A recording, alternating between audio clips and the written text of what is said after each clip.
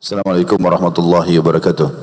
Alhamdulillah, selalu saja lisan kita sebagai orang beriman memuji Sang Pencipta Allah atas segala nikmat yang telah dilimpahkan kepada kita, dari kenikmatan kesehatan, kekuatan, dan puncaknya keimanan dan keislaman.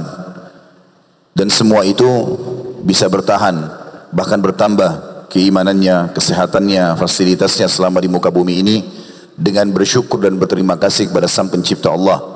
Dan berterima kasih ini dengan kalimat yang sangat mudah untuk diucapkan, penuh dengan berkah, yaitu kalimat Alhamdulillah. Maka sangat wajar sebagai orang beriman kalau kita selalu membasahi lidah dan bibir kita dengan kalimat ini. Selanjutnya kita panjatkan salam hormat kita penuh dengan cinta dan rindu kepada manusia terbaik, manusia yang telah disempurnakan jalur nasabnya oleh Allah Subhanahu wa taala, fisiknya, ilmunya, sebaik-baik suri tauladan, orang yang paling sempurna secara fisik dan juga akhlak. Mengucapkan satu kali salam hormat kepadanya dibalas oleh Allah dengan 10 kali tambahan rahmat, dan rahmat Allah sangat luas. Masuk dalamnya adalah pengampunan dosa, peninggian derajat, dan pemenuhan segala kebutuhan. Maka sangat wajar setelah memuji Allah, alhamdulillah, kita selalu memanjatkan salawat dan taslim kepada Nabi besar Muhammad sallallahu alaihi wasallam. Pertama-tama saya bersyukur kepada Allah Subhanahu wa taala, Sang Pencipta, yang telah memudahkan rangkaian safari dakwah ini. Dari beberapa hari yang lalu sudah ada beberapa kota yang sempat kami kunjungi. Sempat ada tabligh akbar di Parepare, kemudian ke Sopeng, kemudian ke Bone. Dan alhamdulillah pada hari ini, setelah kemarin juga ada khutbah Jumat di kantor kebenuran, dan sore harinya ada materi di pelabuhan. Maka hari ini tadi pagi ada materi tentang keajaiban haji dan umrah, dan pada malam ini insya Allah kita tutup safari dakwah ini dengan judul Sempurnakanlah Separuh Agamamu. Maka dengan itu saya bersyukur kepada Allah Subhanahu wa taala, semoga Allah ikhlaskan niat kita semua dan ini dijadikan sebagai tambahan amal kita pada hari kiamat. Dan saya juga ingin berterima kasih kepada seluruh jajaran teman-teman panitia, siapapun itu. Saya tidak menyebutkan satu persatu, baik dari jajaran pemerintahan dan seluruh ikhwah yang saya hormati dan saya cintai yang telah bergabung di dalam tim KHB sehingga terlaksanalah tabligh akbar ini. Semua itu saya hanya bisa mengucapkan jazakumullahu khairan. Semoga seluruh hajat dan keinginan di dunia dan di akhirat yang baik dikabulkan oleh Allah Subhanahu wa taala, dan semoga seluruh dosa diganti oleh Allah Subhanahu wa taala menjadi pahala, serta semua ini menjadi tambahan amal buat antum sekalian pada hari kiamat nanti. Saya juga mengucapkan selamat datang kepada para penuntut ilmu, sebagaimana Nabi alaihi salatu wassalam sangat gembira bila didatangi oleh orang-orang yang belajar atau ingin belajar. Beliau mengucapkan marhaban bi talabatil ilm, selamat datang para penuntut ilmu. Maka saya pun mengucapkan kalimat ini karena mengikuti panutan kita Nabi besar Muhammad sallallahu alaihi wasallam. Mari kita ikhlaskan niat kita, saudaraku seiman. Karena majlis ilmu adalah ibadah dan pendekatan diri kepada Allah Subhanahu wa taala. Allah melihat kita semua dan membanggakan kita di depan para malaikatnya bila kita ikhlas karenanya. Kejarlah semua kemuliaan majlis ilmu. Jangan lihat orang yang berbicara, tapi apa yang disampaikan.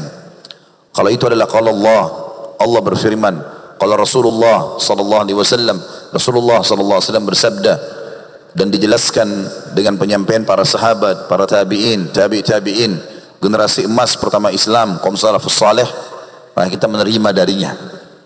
Majlis ilmu tidak membutuhkan untuk melihat paras wajah, fisik, pemateri, tetapi bagaimana mengambil manfaat dan hikmah yang disampaikan dari dalil-dalil syar'i yang akan dipaparkan. Kesempatan ini teman-teman sekalian, kita akan membahas tema tentang masalah separuh atau sempurnakan separuh agamamu. Sebenarnya materi ini beranjak daripada firman Allah Subhanahu wa taala yang ditafsirkan oleh Nabi alaihi salatu wassalam dengan sabda beliau. Firman Allah itu, Allah Subhanahu wa taala sebutkan di dalam surah An-Nur surah nomor 24 ayat 32. A'udzu billahi minasyaitonir rajim. wa ankihul ayama minkum wassalihin min ibadikum wa imaikum iyakunu fuqara'a yughnihimullahu min fadli wallahu wasi'un alim. Yang artinya, dan nikahkanlah orang-orang yang sendirian di antara kalian, yang bujang, yang duda, yang gadis, yang janda, nikahkanlah mereka, mudahkan pernikahan buat mereka. Dan nikahkanlah orang-orang yang sendirian di antara kalian, dan juga orang-orang soleh di kalangan para hamba sahayamu yang laki-laki dan perempuan. Jika mereka dalam keadaan miskin, maka pernikahan itu akan menjadikan Allah mendatangkan kekayaan dengan karunia-Nya. Ayat ini tertafsirkan dengan sabda Nabi alaihi salatu wassalam, man tazawwaja faqad dhamina nisfa dinahu falyattaqillaha fi nisfil baqi. Siapa yang telah menikah, maka dia telah menyempurnakan setengah agamanya, tinggal dia menjaga di setengah yang tersisa. Sabda Nabi alaihi salatu wassalam ini merincikan apa yang tadi disebutkan dalam surah An-Nur oleh Allah Subhanahu wa taala ayat 32. Bagaimana syariat ini memerintahkan setiap muslim dan muslimah selama mereka hidup, mereka mampu, maka mereka dianjurkan untuk menikah. Dan ini bagian dari syariat. Sebelum kita jauh membahas masalah tema kita malam ini, ada alasan lain selain surah An-Nur ayat 32 dan juga sabda Nabi SAW tadi yang saya sebutkan itu. Mengapa kami memilih tema ini? Terus saja saya motivasi kepada generasi muda muslim dan muslimah agar segera menikah. Karena memang kebaikan masyarakat, negara, komunitas, instansi, keluarga, suku, itu ada di pernikahan. Dan kerusakan yang terjadi di keluarga besar, di suku, di instansi, di negara, di komunitas, justru karena mereka menjauhi pernikahan. Karena memang dasarnya fitrah manusia. Saya dan ikhwas sekalian di sini dan akhwat di belakang sana dengan semua sesama jenisnya pasti memiliki fitrah. Kita memiliki fitrah, ingin sekali interaksi dengan lawan jenis. Itu alami. Bagaimana kita ingin berinteraksi dengan lawan jenis? Kenapa banyak sekali tersebar orang pacaran sebelum menikah? Karena mereka menganggap pacaran itu nikmat, enak, kebutuhan. Butuh duduk ngobrol sama lawan jenis, menatap matanya, menikmati paras wajahnya, menikmati indah rambutnya, wangi badannya. Kemudian juga menikmati jamahan tangannya, suaranya yang lembut, perhatiannya, bagaimana dia mendengar permasalahan-permasalahan kita pun mendengar permasalahannya, lalu kita saling berbagi satu sama yang lain. Kita kalau duduk sama jenis kita, laki-laki sama laki-laki, perempuan sama perempuan, nyaman. Tetapi subhanallah fitrah, kalau duduk dengan lawan jenis lebih nyaman lagi. Itu fitrah, alami. Dan Allah subhanahu wa ta'ala sebutkan dalam Al-Quran masalah itu. A'udzu billahi minasyaitonir rajim. Zuyyina lin-nasi hubbus syahawati minan nisa. Al-ayah. Allah telah menghiasi di dalam jiwa setiap laki-laki dua kalimat Allah gabungkan di sini bahasa Arab, rasa cinta diikuti dengan nafsu. Maksud ingin terus menjamah, ingin melakukan biologis. Karena memang tanpa biologis tidak ada populasi manusia. Kalau Allah subhanahu wa ta'ala tidak menghiasi rasa suka dengan lawan jenis ini dan butuh satu sama yang lain, maka tidak akan ada populasi manusia. Tetapi Allah subhanahu wa ta'ala mengajarkan kepada kita cara pelampiasan yang benar. Cara pelampiasan yang benar, nikah. Dan cara pelampiasan yang salah, zina. Dua istilah yang dua-duanya sama untuk memenuhi kebutuhan dasar tadi yang saya sebutkan. Ingin ngobrol, ingin tatapan, ingin jalan sama-sama, ingin ciuman, ingin melakukan biologis, ingin pelukan, itu not fitrah. Tapi Allah SWT ajarkan caranya. Dan Allah SWT menanamkan perasaan takut pada saat melakukan zina, dan Allah tanamkan perasaan gembira dan puas dengan menikah. Semua orang yang mau melakukan perbuatan zina itu ketakutan. Padahal mungkin si laki-lakinya tampan, punya kekuatan fisik, mungkin punya uang. Si perempuannya mungkin cantik, punya kedudukan. Tapi subhanallah, mungkin mereka lagi di luar negeri, berduaan. Mungkin di hotel, tidak ada yang tahu. Tapi subhanallah, ketakutan tetap ada. Selalu diselimuti rasa takut, jangan sampai ada yang lihat, jangan sampai ada yang tahu, jangan sampai begini dan begitu. Dan tidak ada, kata para ulama, orang yang melakukan perzinahan walaupun itu orang kafir, kecuali pasti diikuti dengan penyesalan. Jadi bukan cuma orang beriman saja, orang kafir pun kalau mereka melakukan perzinahan dengan alami, Allah tanamkan penyesalan, sumpek, sedih, merasa nggak nyaman. Dan sama, begitu pasangannya hamil, kalau bukan karena pernikahan resmi, mau orang muslim atau orang kafir, merasa terganggu dengan kehamilan itu. Berharap hamil itu tidak ada. Bahkan orang-orang yang tidak beriman kepada Allah Subhanahu wa taala, mereka berusaha menggugurkan kandungannya. Terjadilah aborsi. Rusaklah keturunan manusia. Populasi yang telah Allah Subhanahu wa taala atur rusak dengan cara seperti ini. Allah berikan pernikahan dengan sangat mudah bagi ikhwah dan akhwat yang sudah sering ikut ceramah saya. Pada saat saya menjelaskan perbandingan zina sama nikah, subhanallah sederhana sekali. Nikah, seseorang laki-laki datang kepada calon mertuanya atau orang tua atau wali si wanita, melamar, begitu diterima, proses akad nikah itu hanya 5 menit saja. Saya nikahkan kamu sama anak perempuan saya fulana binti fulana dengan mas kawin ini.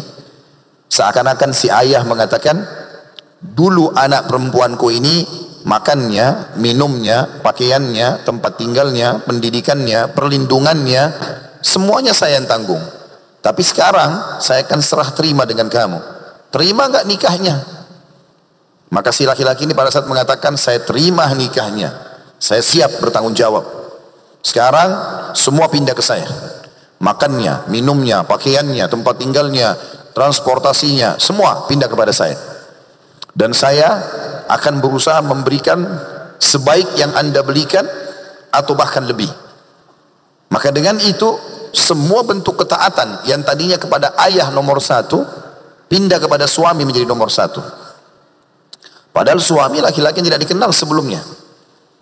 Dan subhanallah, semua orang yang menikah, begitu mereka menikah, akad nikah, masuk di kamar malam pertama, semuanya gembira. Kecuali di sini yang hadir bujang-bujang belum faham, ya apa boleh buat. Saya juga tidak tahu kenapa antum tunda-tunda pernikahan. Ada 1001 alasan syaitan untuk menunda. Tapi pada saat mereka menikah, maka masuk ke dalam kamar dengan kegembiraan. Bahkan mertua yang sedang kita ada di rumahnya, kerabat pasangan kita, semuanya orang tahu malam ini masuk, mereka akan biologis. Tapi masuk dalam keadaan gembira, tenang, ya, senang, berharap pasangannya nanti punya keturunan, berharap istrinya hamil, berharap sperma suaminya sehat sehingga bisa memiliki keturunan yang baik. Dan biologisnya tenang dilakukan, berbicara, bertatapan, bersentuhan, sampai biologisnya semuanya tenang. Bahkan sebagai seorang muslim, kalau dia memahami dalam agama, dia akan mendapatkan pahala. Karena kata Nabi SAW, fi bid'i ahadikum sadaqah, di kemaluan kalian ada pahala yang sangat besar. Maka para sahabat memahami masalah itu. Mereka faham langsung ini masalah biologis. Kata para sahabat, ya Rasulullah, ayati ahaduna ahlahu walahu fihi ajr. Apakah salah seorang di antara kami menggauli istrinya, mendapatkan kenikmatan biologis, sudah itu dia dapat lagi pahala. Ini ekstra luar biasa. Maka kata Nabi SAW, ara'aitum law wada'tumuhu fil haram alakumul wizr. Tidakkah kalian lihat pada saat kalian letakkan kemaluan kalian pada yang haram, zina tadi, lawannya nikah, kalian dapat dosa besar? Kata para sahabat, bala ya Rasulullah, benar wahai utusan Allah, kami dapat dosa. Maka kata Nabi SAW, wa kadhalika fil halal. Begitu juga kalau kalian letakkan kemaluan kalian pada yang halal, maka otomatis akan dapat pahala. Kata sebagian ulama hadis, kalau zina dosanya besar, berarti biologis ya, yang halal pahalanya besar. Kadarnya itu, bobotnya seperti besarnya zina itu sebagai dosa besar, ini juga pahala yang besar. Pada saat si wanita itu pun hamil, dia bangga jalan di mana-mana, perutnya besar. Orang semua tahu itu adalah hasil biologis dengan laki-laki. Tapi karena suami ya, ibu lagi hamil ya, iya alhamdulillah, senang. Jalan di pasar, jalan di mall, jalan di jalanan, ketemu kerabat, ketemu teman-teman, gembira dengan itu. Berharap selamat janinnya lahir.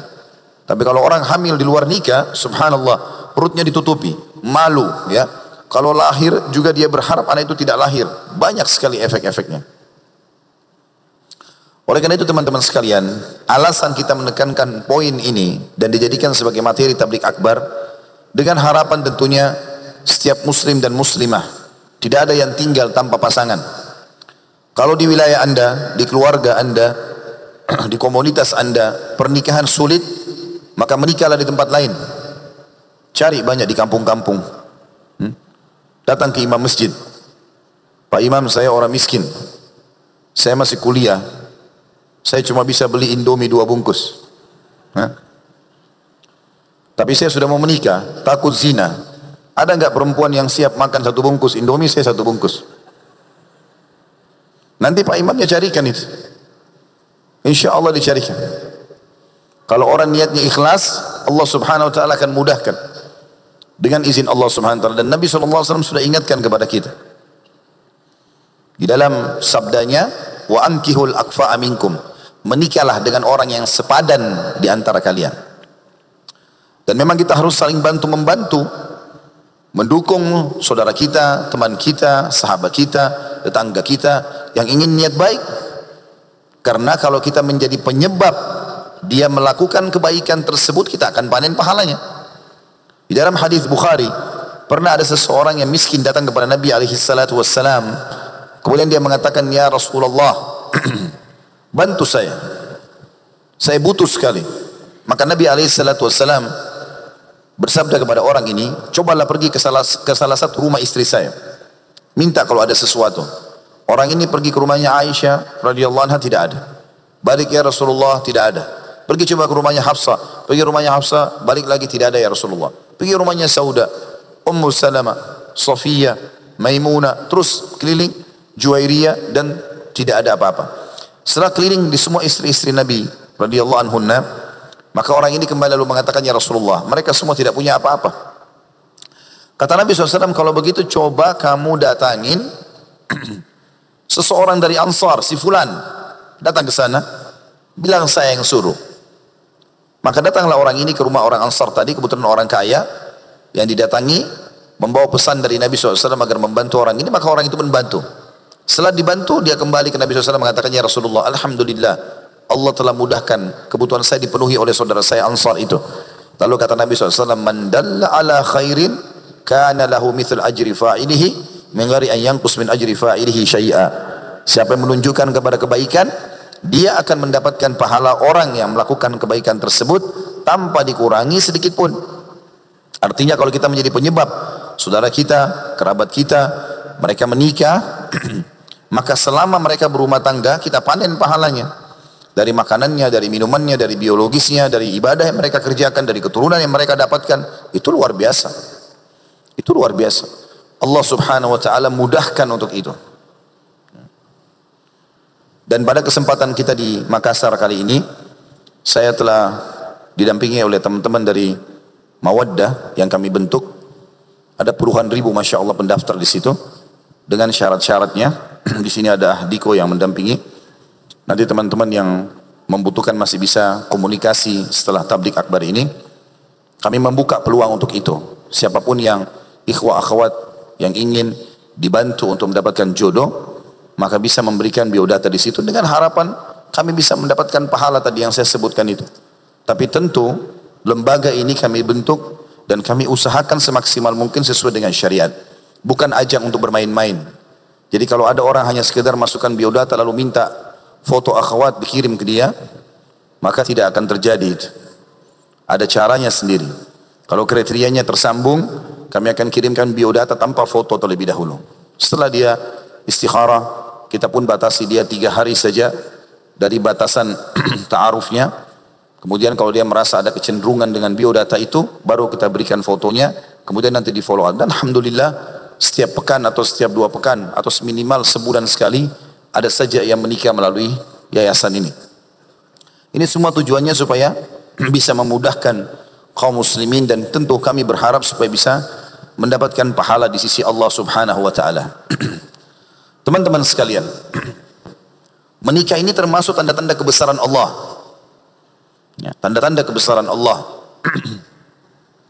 Dan memang menikah itu adalah biologis.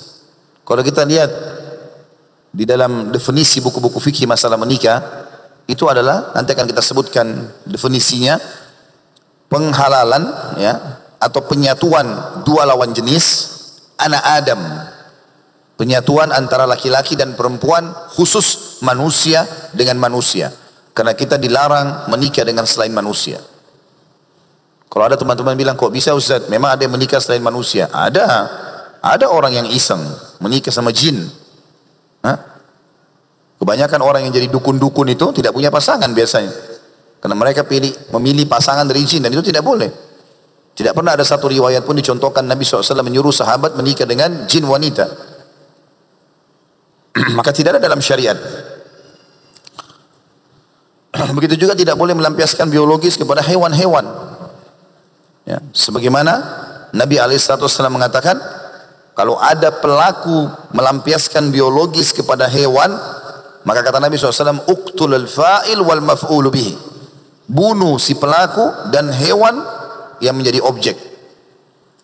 Tapi subhanallah, orang-orang di negeri non-muslim, karena mereka sudah terbiasa dengan perzinahan, bosan, jenuh, mereka ingin coba sesuatu yang baru, maka mereka lampiaskan dengan hewan. Wa na'udzubillah, keluar dari fitrahnya. Makanya definisi pernikahan jelas penyatuan dalam Islam antara dua lawan jenis anak Adam, laki-laki dan perempuan, dalam satu ikatan ritual agama. Jadi ini ibadah, menunjukkan tanda-tanda kebesaran Allah Subhanahu wa taala. Jadi rumah tangga itu, saudaraku seiman, seperti bahtera, kapal untuk menuju ke akhirat. Kalau bahasa saya sebenarnya itu jalan tol menuju ke surga. Kita tahu kalau jalan tol tidak ada lampu merah, tidak ada hambatan, kecuali ada kecelakaan. Kalau enggak umumnya lancar. Maka rumah tangga itu jalan pintas. Seorang suami tinggal fokus cari nafkah buat istri anaknya, maunya akan buat mereka rumah, mobil, makanan, minuman, pahalanya besar sekali. Kata Nabi SAW dalam hadis Bukhari, dinar yang engkau keluarkan untuk jihad, infak di medan perang, dinar yang engkau keluarkan untuk fakir miskin, dinar yang engkau keluarkan untuk membebaskan budak, dinar yang engkau keluarkan buat keluargamu, istri anakmu, jauh lebih besar pahalanya. Fokus di keluarganya saja sudah bisa masuk surga. Wanita juga begitu. Kata Nabi SAW, istri manapun, wanita manapun yang menjaga 5 waktu sholat, nggak disebutkan sholat sunnahnya. Kalau tambah sholat sunnah, istri sholat sunnah itu ibadah tambahan yang luar biasa. Tapi dia jaga 5 waktu sholat. Dia puasa Ramadan. Dan dia mentaati dan melayani suaminya dengan baik. Kecuali pada saat dia meninggal, dia akan masuk dari 8 pintu surga, dia boleh pilih yang mana dia mau. Bahtera menuju ke surga yang sangat mudah. Kendaraan menuju ke surga dengan sangat mudah. Orang tua tinggal baik kepada anaknya, pahala. Anak-anak baik pada orang tuanya, bakti, pahala. Semuanya ajang pahala dalam rumah tangga itu. Semuanya ajang pahala. Mulai akad nikah sampai anak keturunan kita semua pahala. Tinggal bagaimana seseorang mengikhlaskan niatnya.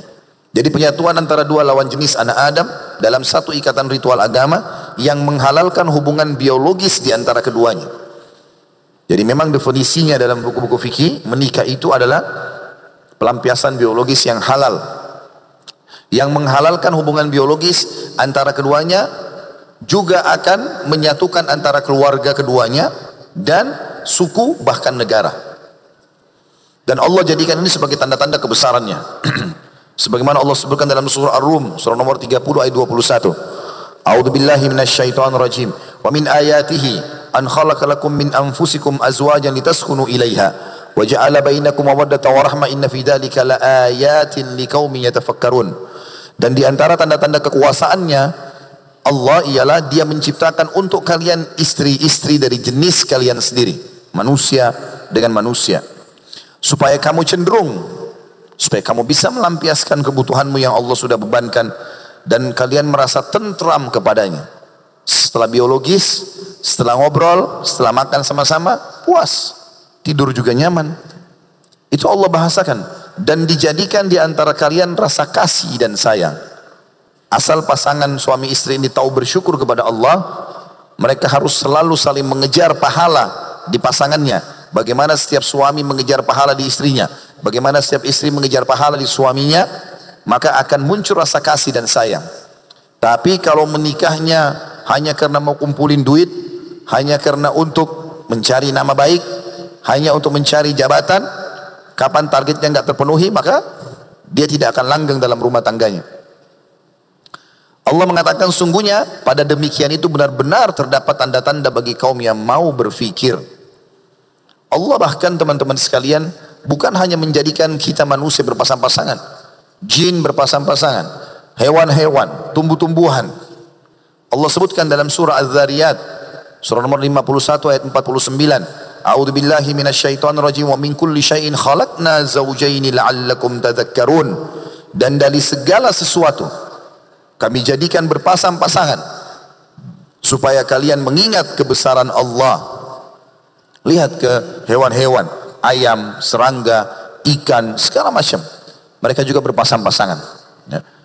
Tapi uniknya, mungkin di alam hewan dan di alam manusia ini, fitrahnya juga memang tidak suka dengan sesama jenis. Jadi kalau ada pelanggaran homoseksual dan lesbian itu pelanggaran fitrah. Ya. Karena di alam hewan-hewan pun sama. Mereka menolak itu. Juga Allah subhanahu wa ta'ala menyebutkan dalam surah Yasin, surah nomor 36 ayat 36. A'udzu billahi minasyaitonir rajim. Subhanalladzi khalaqal azwaja kullaha mimma tumbitul ardu wa min anfusihim wa mimma la ya'lamun. Maha suci Allah yang telah menciptakan pasangan-pasangan segala sesuatunya. Manusia, jin, tumbuh-tumbuhan, hewan-hewan. Baik dari apa yang ditumbuhkan oleh bumi, tumbuh-tumbuhan, dan dari diri mereka, manusia itu sendiri, maupun dari apa yang tidak mereka ketahui. Bahkan masih banyak Allah mengatakan yang kami ciptakan yang kalian tidak tahu, hai manusia. Juga kami ciptakan berpasang-pasangan. Juga Allah subhanahu wa ta'ala menjadikan setelah pernikahan itu keturunan sebagai tanda-tanda kebesarannya. Sebagaimana Allah sebutkan dalam surah An-Nahl, surah nomor 16 ayat 72. A'udzu billahi minasyaitonir rajim. Wallahu ja'ala lakum min anfusikum azwaja. Wallahu ja'ala lakum min anfusikum azwajan wa ja'ala lakum min azwajikum banina wa hafadhah wa razaqakum minat thayyibat. Afabil batili yu'minuna bi ni'matillahi hum yakfurun. Bagi kalian Allah menciptakan pasangan-pasangan dari jenis kalian sendiri. Kemudian dari istri kalian itu Allah menciptakan bagi kalian anak, cucu, keturunan. Dan kepada kalian Dia berikan rezeki yang baik-baik. Di sini kita lihat bagaimana Allah subhanahu wa ta'ala memastikan di dalam firman-Nya bahwasanya Ia telah menekankan bahwasanya memang menjadikan tanda-tanda kebesarannya setelah menikah ada keturunan. Saudaraku si iman, dalam melakukan satu perbuatan dalam Islam, apapun sifatnya itu, usahakan selalu kita punya tujuan. Dan tujuan ini, usahakan tujuan yang berbobot, punya nilai pahala di sisi Allah subhanahu wa ta'ala. Kalau bisa mendapatkan dua manfaat, nilai pahala dan juga nilai duniawi, sangat baik. Tapi kita prioritaskan kebutuhan pahala kita. Kalau teman-teman hadir di sini hanya sekedar meramaikan majelis, itu juga tujuan, tapi ini kurang tepat. Atau karena ajakan teman, tujuannya karena ajakan teman, ini juga kurang tepat, kurang berbobot. Atau hanya sekedar mau tahu saja, ada apa sebenarnya di Triple C ini? Acara apa? Apa maknanya judul tadi? Hanya sekedar begitu saja? Semua ini masih kurang tepat. Tetapi kalau seseorang datang dengan tujuan dan bobot, yang berbobot, yang benar, saya datang untuk mendengar ilmu agama. Jelas, yang sedang bicara seorang ustadz misalnya. Materinya materi agama. Saya mau datang mendengarkan ilmu dan saya ingin mendapatkan manfaat lalu saya amalkan. Nah itu namanya tujuan yang berbobot. Harus ada bobotnya. Sehingga betul-betul bermakna. Menikah ini saudaraku seiman punya tujuan. Tujuan yang paling pertama, kelas yang paling tinggi dan paling berbobot adalah menjalankan perintah Allah dan Rasulnya. Bukan karena disuruh oleh orang tua, bukan karena nggak enak sama keluarga, sama teman-teman, karena suka sama suku, karena sudah terdesak ekonomi, karena A, B, C, D sampai Z alasannya. Selain daripada Allah dan Rasulnya, maka itu tidak berbobot. Dan bisa saja pahalanya tidak ada. Tapi kapan teman-teman niat menikah ini karena Allah dan Rasulnya yang perintahkan, maka kita subhanallah akan siap menjalankan bahtera rumah tangga dengan suka dukanya. Karena kehidupan kita ini penuh dengan suka duka. Tidak ada orang hidup tidak diganggu oleh orang lain, tidak difitnah, tidak digunjing, enggak diganggu. Siapa kira-kira di sini hadir di masjid atau di gedung ini yang belum pernah difitnah oleh orang lain? Siapa di antara kita yang tidak pernah digunjing? Siapa di antara kita yang tidak pernah diganggu oleh orang lain? Dipukulkah? Atau apa saja? Sunnatullah. Banyak orang-orang fasik membuat film-film, ada penjahatnya, ada tokohnya, ada ini dan itu. Sebenarnya mereka sedang membuat miniatur kehidupan kita. Kita punya realita tanpa film. Begitulah kehidupan kita. Pasti akan ada penjahat, pasti juga akan ada orang baik, ada pendukung, ada juga orang yang berseberangan, tidak dukung di kita dan segala macam hal. Sunnatullah. Maka kita dengan pondasi ini, tujuan pertama ini, maka kita akan aman. Dan Nabi SAW mengatakan tentang masalah tujuan ini, nikah adalah bagian dari sunnahku. Siapa yang menolak sunnahku, maka bukan dari golonganku. Gak ada dalam Islam ya membujang atau menggaji gadis tua, atau orang masih duda masih mampu, atau janda masih mampu, kemudian mereka tinggal. Tidak seperti itu. Dalam Islam silakan melangkah, menikah, jangan tinggal sendirian. Dan ini pernah saya ceritakan kisahnya Imam Ahmad rahimahullah dinukil pada saat istrinya meninggal di hari itu, malam harinya di malam takziah, malam pertama beliau menikah. Murid-muridnya ada yang mau tanya tapi ragu. Ini mau ditanya nggak enak. Imam Ahmad lagi sedih istrinya meninggal, tapi satu sisi dia gembira karena menikah. Tapi kalau nggak ditanya, ini jadi beban terus. Karena ini ulama besar, pasti ada sebabnya. Akhirnya mereka tanya di malam itu, di malam pernikahan sekaligus di malam takziah, wahai imam, imam ini kalau kita guru kiai, apa yang mendorong anda menikah di malam takziah seperti ini? Kan masih bisa, maksudnya murid-muridnya ini masih bisa anda menikah nanti setelah 3 hari, seminggu kemudian, sebulan kemudian. Kenapa harus hari ini? Hari ini baru dikubur istri, kemudian menikah. Tadi kalau nggak dijelaskan dengan benar, maka bisa salah faham. Maka Imam Ahmad rahimahullah mengatakan, aku khawatir jangan sampai malam ini aku meninggal dunia seperti istriku, lalu aku bertemu dengan Allah dalam kondisi bujang. Artinya Imam Ahmad menganggap bujang tanpa udzur syar'i kesalahan. Dengar gak bujang-bujang ini? Hah? Jadi bukan karena hawa nafsu.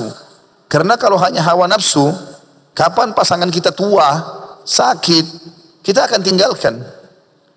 Bukan hanya hawa nafsu, tapi karena perintah Allah dan Rasulnya. Kita mau biologis pun, niatnya karena perintah Allah dan Rasulnya. Kita mau memberikan nafkah, memberikan lindungan, istri mungkin melayani suaminya, semua karena Allah dan Rasulnya. Maka karena itu, dia akan mendapatkan pahala dan suka duka kehidupan akan dia lalui. Maka urusan akhirat di depan mata, bukan lagi urusan dunia yang sangat sempit ini. Saya tutup dengan hadis Nabi SAW, kita sholat isya dulu. Kata Nabi SAW, barang siapa yang telah menikah maka dia telah menyelamatkan setengah agamanya, maka dia tinggal menyelamatkan setengah yang tersisa. Ini sudah saya jelaskan tadi. Hadis yang selanjutnya adalah sabda Nabi SAW, wahai sekalian anak muda, dan kata sebagian ulama dipanggil syab dalam bahasa Arab, mulai balik sampai umur 40 tahun. masih dipanggil oleh Allah Subhanahu wa taala. Barang siapa di antara kalian yang sudah mampu, ada ulama yang mengatakan mampu secara finansial, ada yang mengatakan tidak. Setiap suami, setiap laki-laki, begitu dia selesai akad nikah, dia sudah siap untuk menaungi istrinya, walaupun di bawah naungan pohon. Kalau kita sekarang kontrakan, kos-kosan, semampu dia.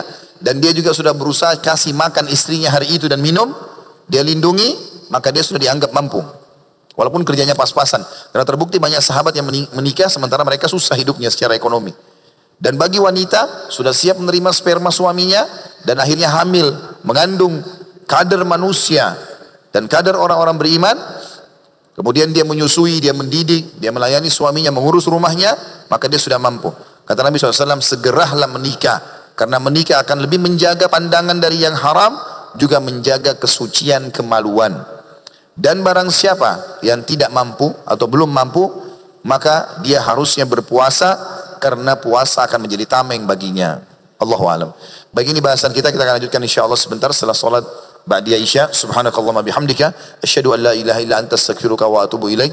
Wassalamualaikum warahmatullahi wabarakatuh. Assalamualaikum warahmatullahi wabarakatuh. Alhamdulillah wassalatu wassalamu ala Rasulillah. Segala puji dan puja kehadirat Allah Subhanahu wa taala, juga salawat dan taslim kepada Nabi besar Muhammad sallallahu alaihi wasallam. Sebelum kita lanjutkan tema, saya berharap ikhwan dan akhwat sekalian, kalau di depannya masih ada tempat kosong, merapat agar ikhwan dan akhwat yang baru datang bisa bergabung bersama kita. Mungkin ada yang bertanya, Ustadz, kalau begitu tema malam ini khusus untuk bujang sama gadis saja. Berarti kami yang sudah berumah tangga, punya istri, punya suami, punya anak, mungkin yang hadir ada juga yang sudah punya cucu, kurang cocok temanya. Maka saya jawab, tidak saudaraku. Yang pertama, ilmu tidak mengenal umur. Dan yang kedua, tema ini bukan hanya untuk bujang dan gadis, bukan hanya duda dan juga janda untuk dimotivasi menikah, tetapi juga orang yang sedang menjalankan rumah tangga. Karena pada saat kita membahas tadi definisi pernikahan, banyak sekali di antara muslimin yang kita temukan belum memahami tentang definisi itu.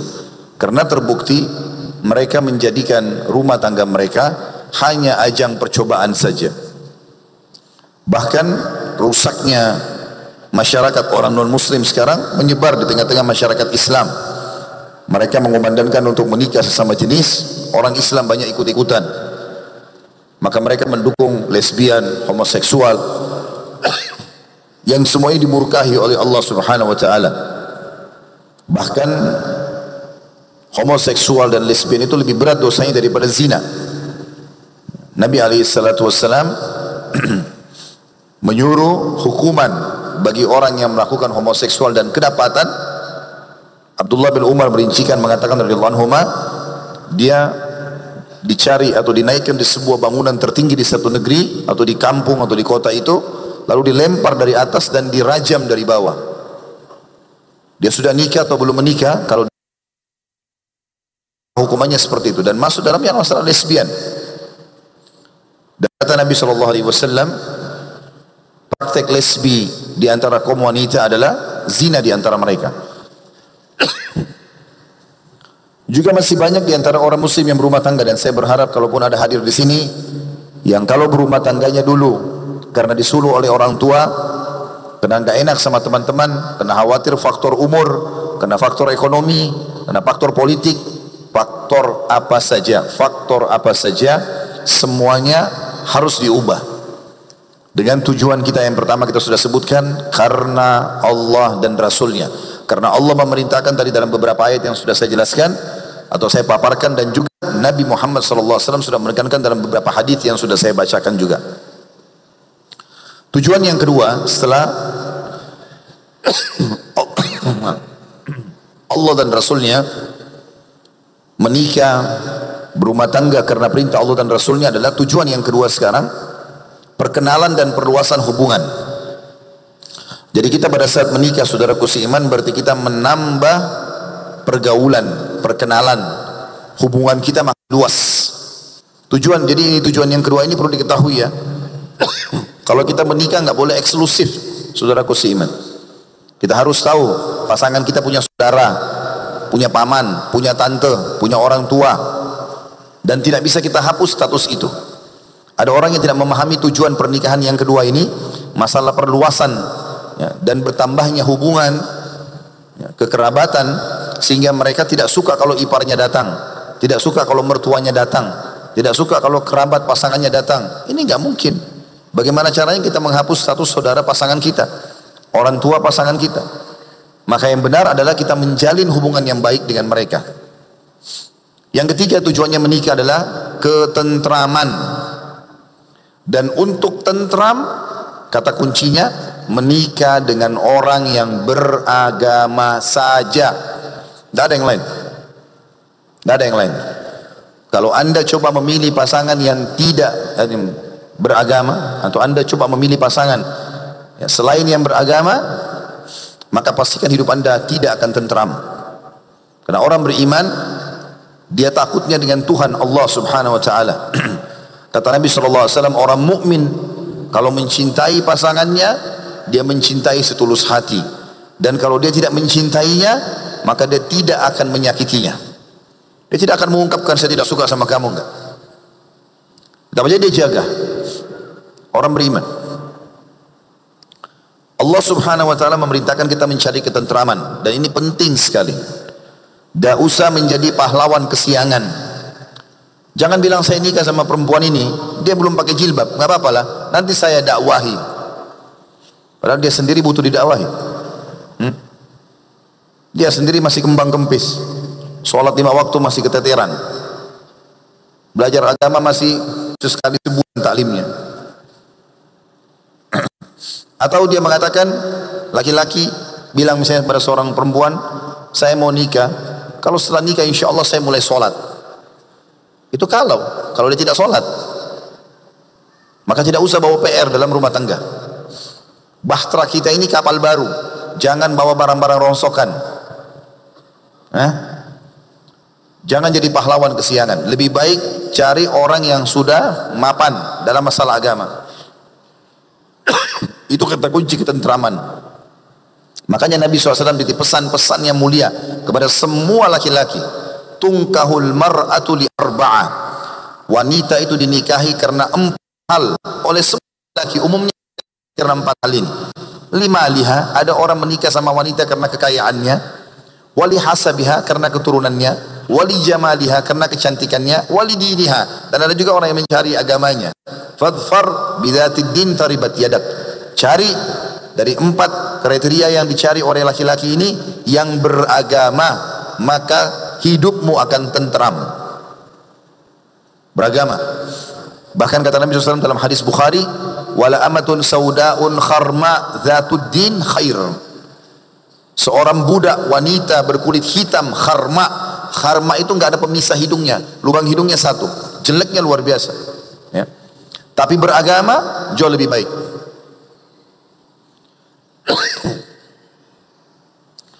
Ini poin harus digarisbawahi. Kalau bertemu alhamdulillah antara agama, kecantikan ya, atau agama dengan keturunan, agama dengan harta, alhamdulillah, tapi agama didahulukan. Begitu juga pesan Nabi SAW kepada para muslimah, akhwat kita.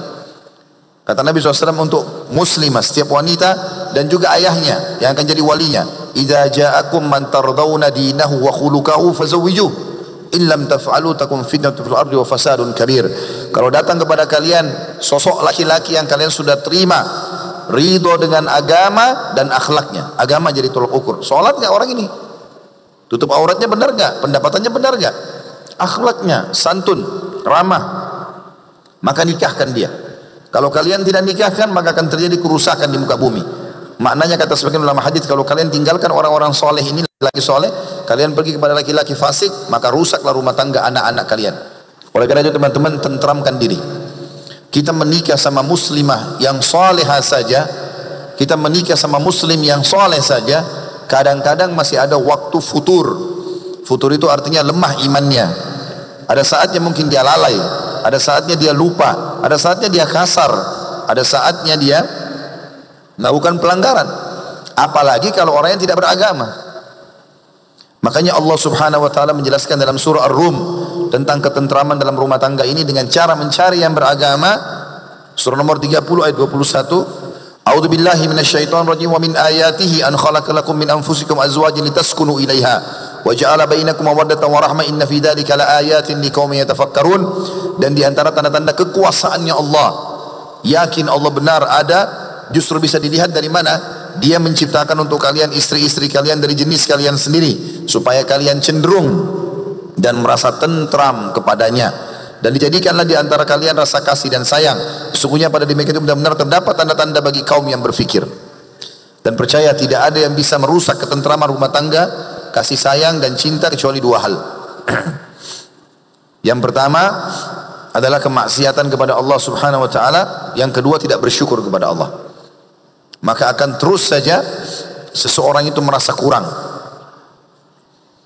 Ingat teman-teman, kita menjalankan tugas di muka bumi ini hanya sampai ajal datang saja.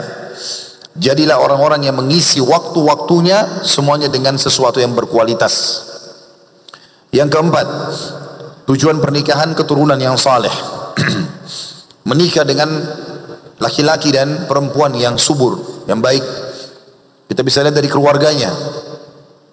Nabi SAW memerintahkan agar kita menikah dengan wanita yang subur, penyayang, lembut. Dalam Al-Quran Allah juga menyebutkan, nanti kan saya sebutkan hadis Nabi SAW itu. Setelah ayat ini kita dahulukan ayat baru hadis Nabi SAW. Surah An-Nahl tentang masalah keturunan, surah nomor 16 ayat 72. A'udzu billahi minasyaitonir rajim. Wallahu ja'ala lakum min anfusikum azwaja wa ja'ala lakum min azwajikum banina wa hafadha wa razaqakum minat thayyibat afabil batili yu'minu bi ni'matillahi hum yakfurun. Allah menjadikan bagi kamu istri-istri dari jenis kamu sendiri dan menjadikan bagimu dari istri-istri kamu itu anak-anak dan cucu-cucu dan memberimu rezeki dari yang baik-baik. Ya, kata sebagian ulama, rezeki yang baik-baik adalah biologis yang halal tadi. Maka mengapa mereka beriman kepada yang batil? Kenapa masih mau berzina dan mengingkari nikmat Allah? Juga disebutkan dalam surah Syura, surah nomor 42 ayat 11. A'udzu billahi minasyaitonir rajim, tentang tujuan yang keempat masalah keturunan yang baik. Fatirus samawati wal ard ja'ala lakum min anfusikum azwajan wa minal an'ami azwajan yadhra'ukum fi laisa kamitslihi syai'un wa huwas samiul basir.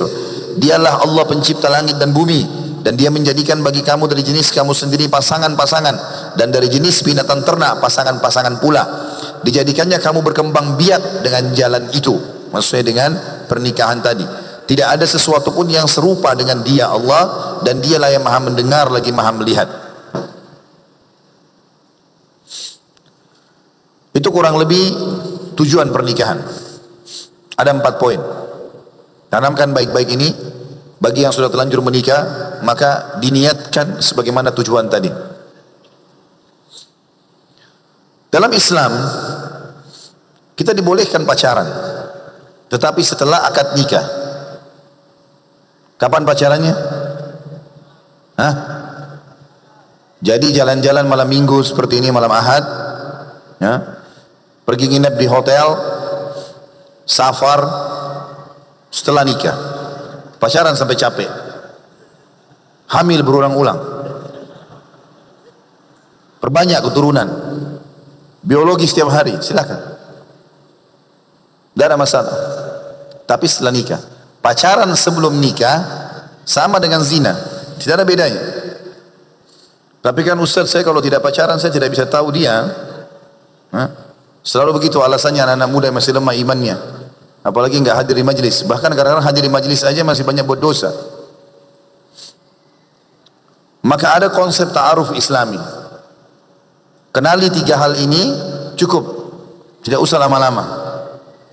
Hari itu pun antum bisa istikharah, sudah punya gambaran 3 hal yang akan saya sebutkan, besok lamar nikah, sudah selesai.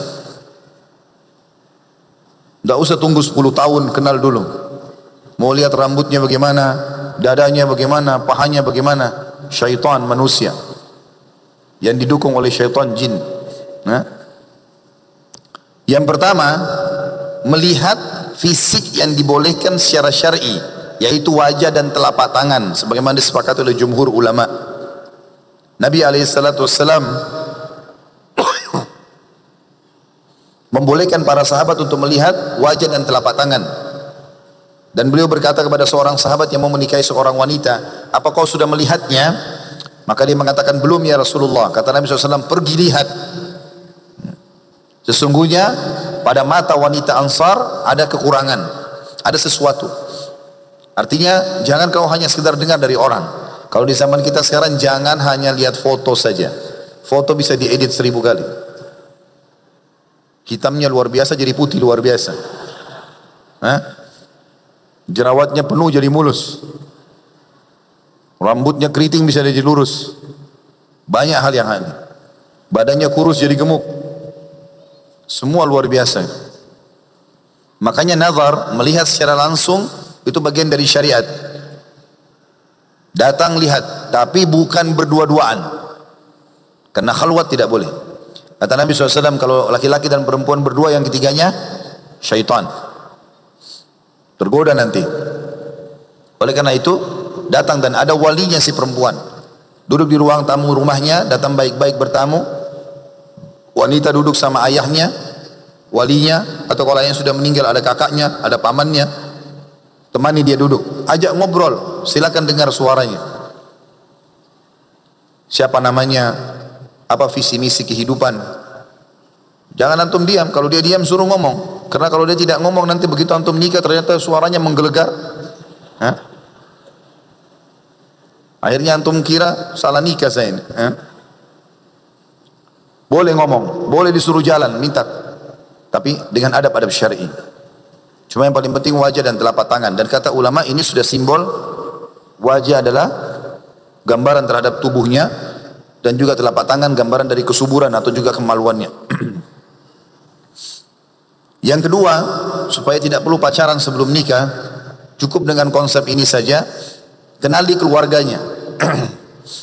Lihat saja, jadi jalur ayahnya, dari jalur ayah calon pasangan kita, itu akan mewariskan fisik, rambut, kulit, wajah, poster tubuh, itu semua dari keluarga ayah calon pasangan kita.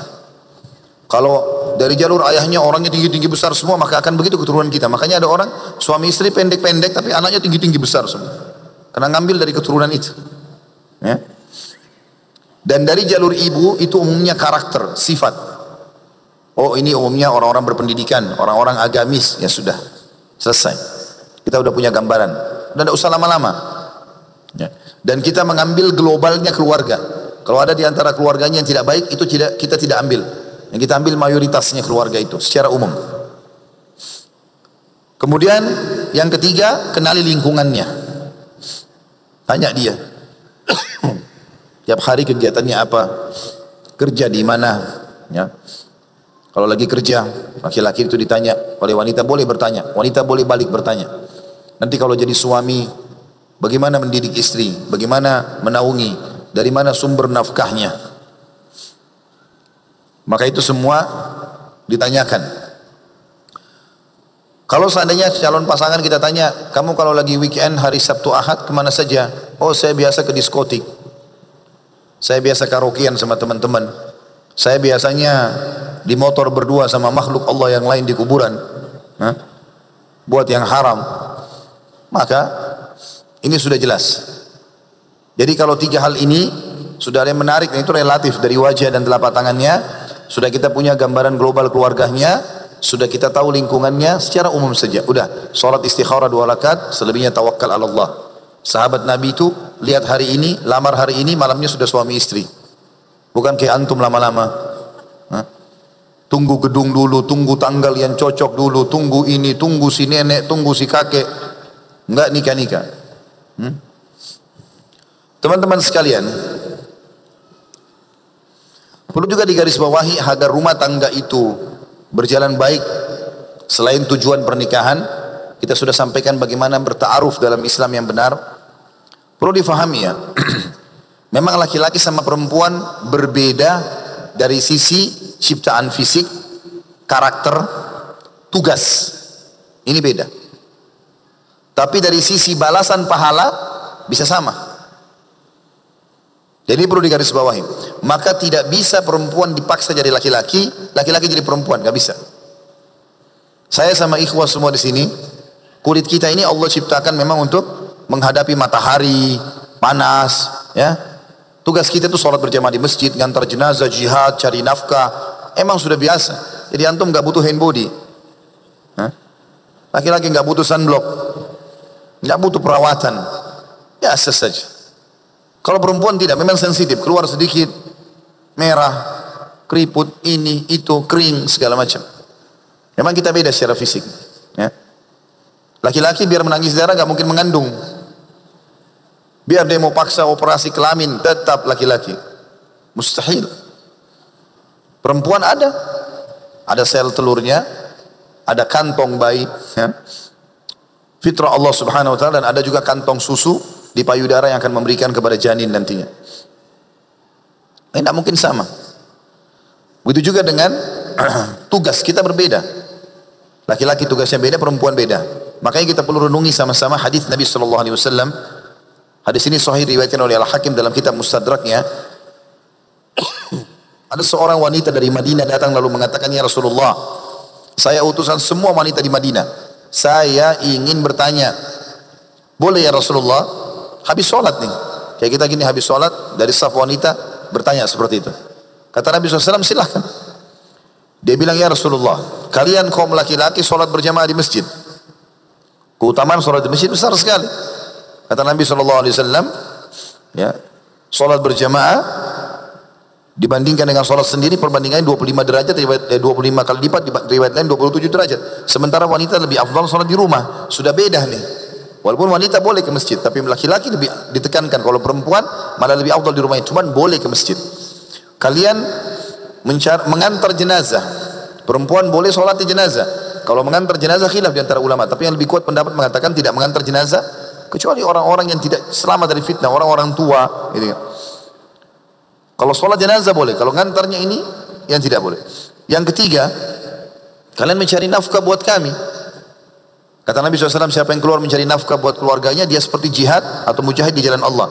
Yang keempat, kalian berjihad, perang, ditusuk oleh musuh, mati, masuk surga tanpa hisab. Sementara kami wanita mengurus rumah kalian, anak-anak kalian, makanan kalian, pakaian kalian, dan menjadi tempat syahwat kalian. Kapan mau biologis, kami wajib patuh. Pertanyaannya ya Rasulullah, apakah pahala kami sama pahala kalian sama? Maka Nabi SAW balik kepada arah atau ke arah laki-laki, sahabat laki-laki, lalu berkata, ada enggak pertanyaan dalam Islam yang lebih penting daripada ini? Pertanyaan Nabi SAW ini luar biasa. Artinya, bagi Nabi SAW ini pertanyaan sangat penting. Bagaimana setiap laki-laki dan perempuan memahami fungsi dan tujuan juga tugasnya masing-masing. Itu akan menyempurnakan kehidupan manusia. Tapi kalau semuanya sama, apapun tugas laki-laki perempuan ambil alih, apapun tugas perempuan laki-laki ambil alih, maka akan kacau. Tidak akan balance kehidupan itu. Maka Nabi SAW mengatakan, ada enggak pertanyaan dalam Islam? Ada enggak pertanyaan dalam Islam yang lebih penting daripada ini? Maka atau para sahabat terdiam. Lalu Nabi SAW balik ke arah saf perempuan sambil mengatakan, pulanglah, sampaikan kepada seluruh wanita yang kau temui, kalau pahala kalian sama. Jadi memang Islam berbeda. Islam tidak menyamakan laki-laki dan perempuan dari sisi fisik, tugas, ya, beda. Wanita ada haid, kita nggak ada haid, gitu ya. Tapi dari sisi pahala sama. Allah Subhanahu Wa Taala berikan balasan sesuai dengan tugasnya masing-masing. Juga hal yang mendasar yang perlu digarisbawahi dalam masalah pernikahan supaya dapat berkah, ya. Buatlah pernikahan atau walimah, urs yang Islami. Usahakan ini teman-teman sekalian. Jangan memulai ibadah dengan maksiat.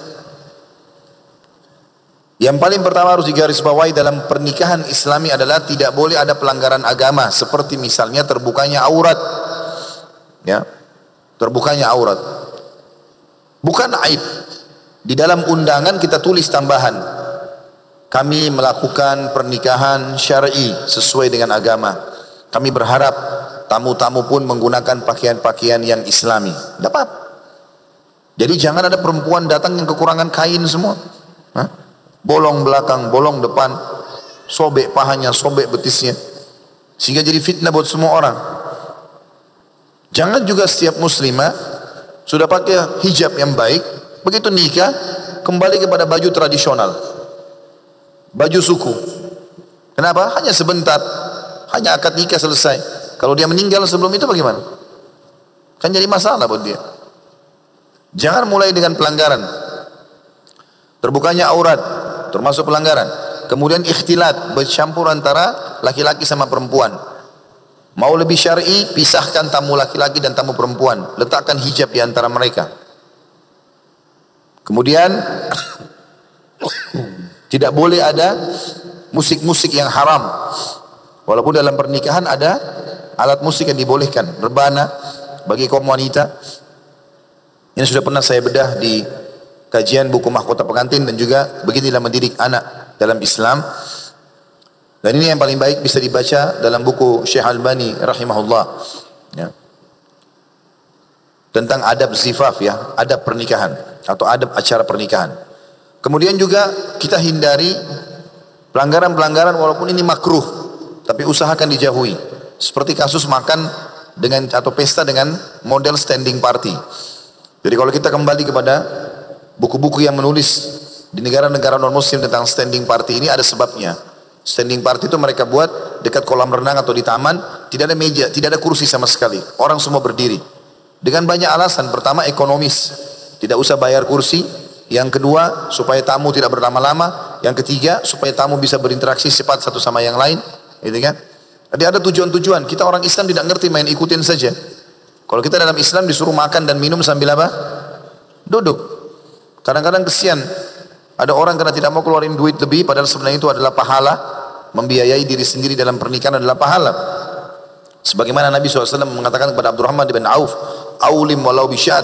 Iklankan pernikahan, mengundang orang walaupun hanya dengan seekor kambing. Maka ini tentunya, ya, harus digarisbawahi. Bahwasanya kita keluarkan buat diri kita ibadah, ya, pahala di sisi Allah Subhanahu wa taala. Maka tambah kursi. Kadang-kadang ada orang tua kesian sekali. Sampai saya pernah lihat ada orang tua makan, dia nggak mampu makan sambil berdiri, dia sandar di tembok karena nggak ada kursi. Kadang-kadang kursi cuma disiapin untuk VIP saja, yang lainnya tidak ada. Yang kedua, yang berhubungan dengan tata cara pernikahan Islam, yang pertama tidak boleh ada pelanggaran agama, ya, dan contoh-contoh sudah saya kasih tadi. Yang kedua, harus ada walinya wanita. Di sini ikhwas sekalian bertakwa kepada Allah, jangan pernah menikah dengan wanita tidak ada walinya. Dan wali ayah kandung. Kalau ayah kandung sudah udzur, meninggal dunia, murtad, orang kafir, hilang akal, sakit, sudah nggak mungkin lagi sembuh, stroke di atas ranjang, ya, maka itu mungkin ada udzur. Kalau enggak, maka tidak boleh melangkahi wali. Kata Nabi SAW, ayyam imra'atin ankahat nafsa bighairi idni waliha fa nikahuha batil batil batil. Wanita manapun yang menikahkan dirinya tanpa izin walinya, nikahnya batal batal batal. Walaupun antum datang kepada calon mertua perempuan, ibunya si perempuan, lalu merayu-rayu dengan hadiah, kasih ini, kasih itu supaya ibunya setuju, padahal ayahnya tidak setuju. Biar ibunya setuju 1000 kali, kalau ayahnya nggak setuju, batal pernikahan itu. Kemudian yang ketiga, adanya kalimat akad. Adanya kalimat akad. Saya nikahkan kamu, kata walinya. Kata si mempelai laki-laki, saya terima nikahnya.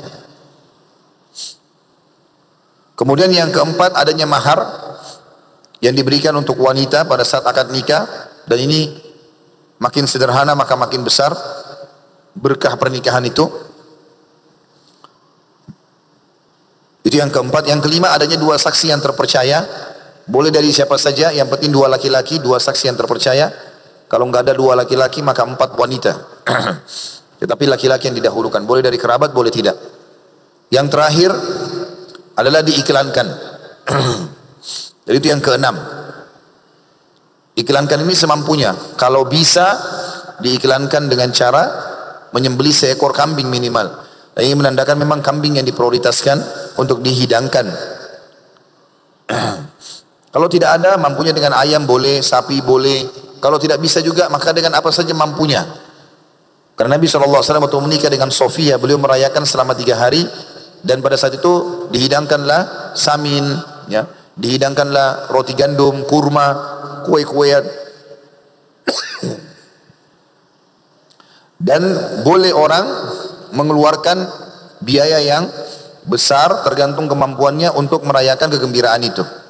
Karena Nabi SAW berpesta dengan acara pernikahannya dengan Sofia selama 3 hari alaihissalatu wassalam.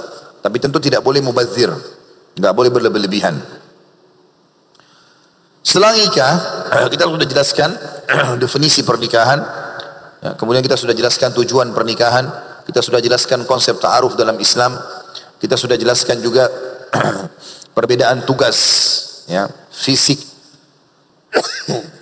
karakter laki-laki dan perempuan. Semua itu sudah kita paparkan. Dan terakhir tadi kita paparkan tata cara pernikahan Islami. Sekarang setelah jadi suami istri, kita harus tahu teman-teman sekalian, baik yang belum menikah, yang akan menikah nanti insya Allah, dan yang sudah menikah, maka kita harus tahu, saya dan bapak-bapak di sini, kita adalah pemimpin dalam rumah tangga. Pemimpin itu artinya penaung, pelindung, pembimbing, ya. Itu pemimpin. Bukan otoriter, enggak. Tapi dia melindungi, dia mendidik, dan dia juga pengambil keputusan. Perempuan harus tahu, dia dipimpin, jangan dibalikin. Karena banyak rumah tangga kacau karena si perempuan mau memimpin, nggak bisa. Biasanya ini juga bermula dari laki-laki yang salah didik. Dari awal menikah, kebanyakan selalu tanya ke istrinya, bagaimana pendapatmu? Bagaimana pendapatmu? Akhi, saudaraku, yang harus bertanya, yang harus ditanya kita, istri bertanya, bagaimana pendapatnya? Kita yang memberikan pendapat, kecuali darurat dan kita menganggap istri kita memang berakal, dewasa, boleh kita minta pendapatnya. Karena kita kawam, suami itu pemimpin. Kita yang menentukan keputusan. Jadi kalau masuk rumah tanya, ada masalah apa? Pecahkan masalahnya, penuhi kebutuhannya, itu tugas kita. Tidak usah bawa-bawa, apalagi urusan kerjaan, kecuali darurat sekali. Antum kalau masuk rumah, urusan pekerjaan ditaruh di luar rumah. Urusan pekerjaan ditaruh di luar pintu. Masuk ke dalam rumah, urusan sama istri. Kemudian kalau keluar besok pagi, bawa lagi pekerjaan itu. Semaksimal mungkin urusan pekerjaan tidak usah dilibatkan. Karena kesian, sudah ada tugas rumah mengurus anak, masak, mencuci. Itu bukan hal yang ringan. Kita bayangkan teman-teman kalau kita di rumah, laki-laki sehari saja, kita mencuci, kita menyapu, kita ngepel, bosan, capek. Laki-laki bukan itu tugasnya. Dia keluar cari rezeki, cari nafkah. Yang begitu, perempuan betah dengan itu. Kita kalau laki-laki duduk sama anak-anak, mungkin sejam, 2 jam, 5 jam, 10 jam mungkin masih bisa. Tapi kalau tiap hari kita sama anak-anak, maka tidak akan sejalan nantinya. Perempuan lebih sabar dan tabah menghadapi anak-anak. Gitu kan? Kita menghadapi mereka pada waktu-waktu tertentu. Makanya Allah berikan tugas di luar. Dan jangan ditumpah tindihkan ini. Jangan ditumpah tindihkan. Sangat bijaksana pemimpin itu kalau mengatur semua manajemen di rumahnya. Termasuk pengeluaran. Duduk sama istri, tulis semua pengeluarannya. Apa saja yang kau butuhkan. 1, 2, 3, 4, 5, 6, 7, tulis semua. Oh sekian ya, baik ini setiap bulan. Kalau kita punya gaji 5 juta, 10 juta, setelah ditulis rincian kebutuhan istri dan anak, ternyata 5 juta. Kita punya 10 juta uang, kasih dia 5 juta. 5 juta itu hak antum mengelola. Kelola uang itu. Jadi seorang pemimpin, sedekah buat masjid, bantu orang tua, investasi, usaha, silakan. Jangan semua dikasih ke istri. Ada kadang-kadang sebagian ikhwah memilukan dan memalukan ini. Masa mau beli pulsa minta sama istri? Mau beli celana dalam minta sama istri? Kenapa bajunya robek? Oh iya, nanti saya bilang sama istri saya. La haula wa la quwata illa billah. Bagaimana caranya baju kaos robek minta sama istri? Antum yang belikan iya. Akhirnya kadang-kadang ada laki-laki karena hilang sifat kawamnya, dia mau bantu ibunya saja, kalau istrinya nggak kasih dia nggak bantu. Durhaka sama ibu ini. Gimana modelnya ini? Tidak bisa. Kalau disuruh pilih ibu atau istri, tentu ibu. Otomatis. Tidak boleh kita durhaka sama orang tua kita. Dan siapapun muslimah menjadi penyebab suaminya durhaka sama ibunya, maka dia juga akan dikaruniai anak yang durhaka sama dia nantinya. Maka harus paham masalahnya. Ya. Dan Allah menjelaskan masalah itu di dalam Al-Quran. Ar-rijalu qawwamuna 'alan nisa. Laki-laki adalah pemimpin kaum wanita. Itu disebutkan dalam surah An-Nisa surah nomor 4 ayat 34. A'udzu billahi minasyaitonir rajim. Ar-rijalu qawwamuna 'alan nisa'i bima faddala Allahu ba'dahum 'ala ba'din wa bima anfaqu min amwalihim. Fas-salihatu qanitatun hafizatun lil ghaibi bima hafidallah. واللاتي تخافون نشوذهن فعظوهن واهجروهن في المضاجع واضربوهن فإن أطعنكم فلا تبغوا عليهن سبيلا إن الله كان عليا كبيرا. Ayat yang mulia turun dari 1400 tahun yang lalu dan akan ditilawakan oleh beriman sampai hari kiamat. Kata Allah, kaum laki-laki pemimpin kaum wanita, dia penentu keputusan, jangan dibalik, dia melindungi, dia mendidik, dia menyayangi. Oleh karena Allah telah melebihkan sebagian mereka laki-laki atas sebagian mereka perempuan. Dan karena mereka laki-laki telah menafkahkan sebagian harta mereka. Jadi teman-teman garis bawahi poin penting ya. Kita nggak boleh dalam Islam menyebut-nyebut kebaikan kita. Ya. Itu namanya mannan. Bahkan masuk dalam kategori dosa besar kalau seseorang menyebut-nyebut kebaikannya. Saya pernah bantu kau begini, saya pernah beri kamu begini, kecuali 3 keadaan kata sebagian ulama. Yang pertama, orang tua kepada anak. Jadi kalau orang tua kita mengatakan, nah kan ayah sama ibu sudah biayai kau nak, kenapa kau nggak selesaikan kuliahmu? Itu bukan mannan, hak mereka, karena mereka membiayai kita. Kan ayah sama ibu sudah besarkan kau nak, kenapa kau nggak bakti? Kenapa kau nggak sholat? Itu boleh. Yang kedua, bolehnya suami menyebutkan pada istrinya. Ini perlu digarisbawahi. Jadi boleh suami bilang, kalau istrinya dikasih uang bulanan sekian, terus dia mengatakan kurang, boleh suaminya mengatakan, kenapa kurang? Bukankah saya sudah kasih kemarin begini? Saya mau bantu keluarga saya, bukankah sudah saya bantu begini? Dan ingat, garis bawahi akhwat kita, kalau suami sedang berdiskusi masalah uang seperti ini, jangan tersinggung. Karena banyak dalam rumah tangga kasus begitu. Oh, memang kau sering sebut-sebut pemberianmu. Bukan sebut-sebut. Laki-laki itu dominan akal. Apa yang masuk di akal dia akan lakukan. Dan selalu saja pertimbangannya matang beberapa langkah ke depan. Beda dengan wanita yang memiliki perasaan. Maka jangan tersinggung, rincikan baik-baik. Ya memang saya butuh karena kurang. Kemarin susu anak kurang begini. Kemarin ada perbaikan di rumah begini. Kemarin ada keluarga saya bantu karena ini. Dan dalam minta uang ini, hasil keringat suami, minta dengan cara baik dan santun. Ini begitu akhir bulan, WA-nya masuk. Jangan lupa ya. Terus dikasih gambar wajah marah. Minta duitnya orang kok mana marah? Hah? Kirim kata-kata santun, baik. Insya Allah suamiku sehat, usahanya jalan lancar, pekerjaannya lancar. Ini sudah akhir bulan, mudah-mudahan insya Allah nafkah saya sama anak-anak dari halal dan bisa diberikan. Baik-baik. Atau bilang, apalah kata-kata sayang, rayuan yang baik. Kan boleh orang merayu positif. Suamiku yang gagah, walaupun jelek nggak apa-apa.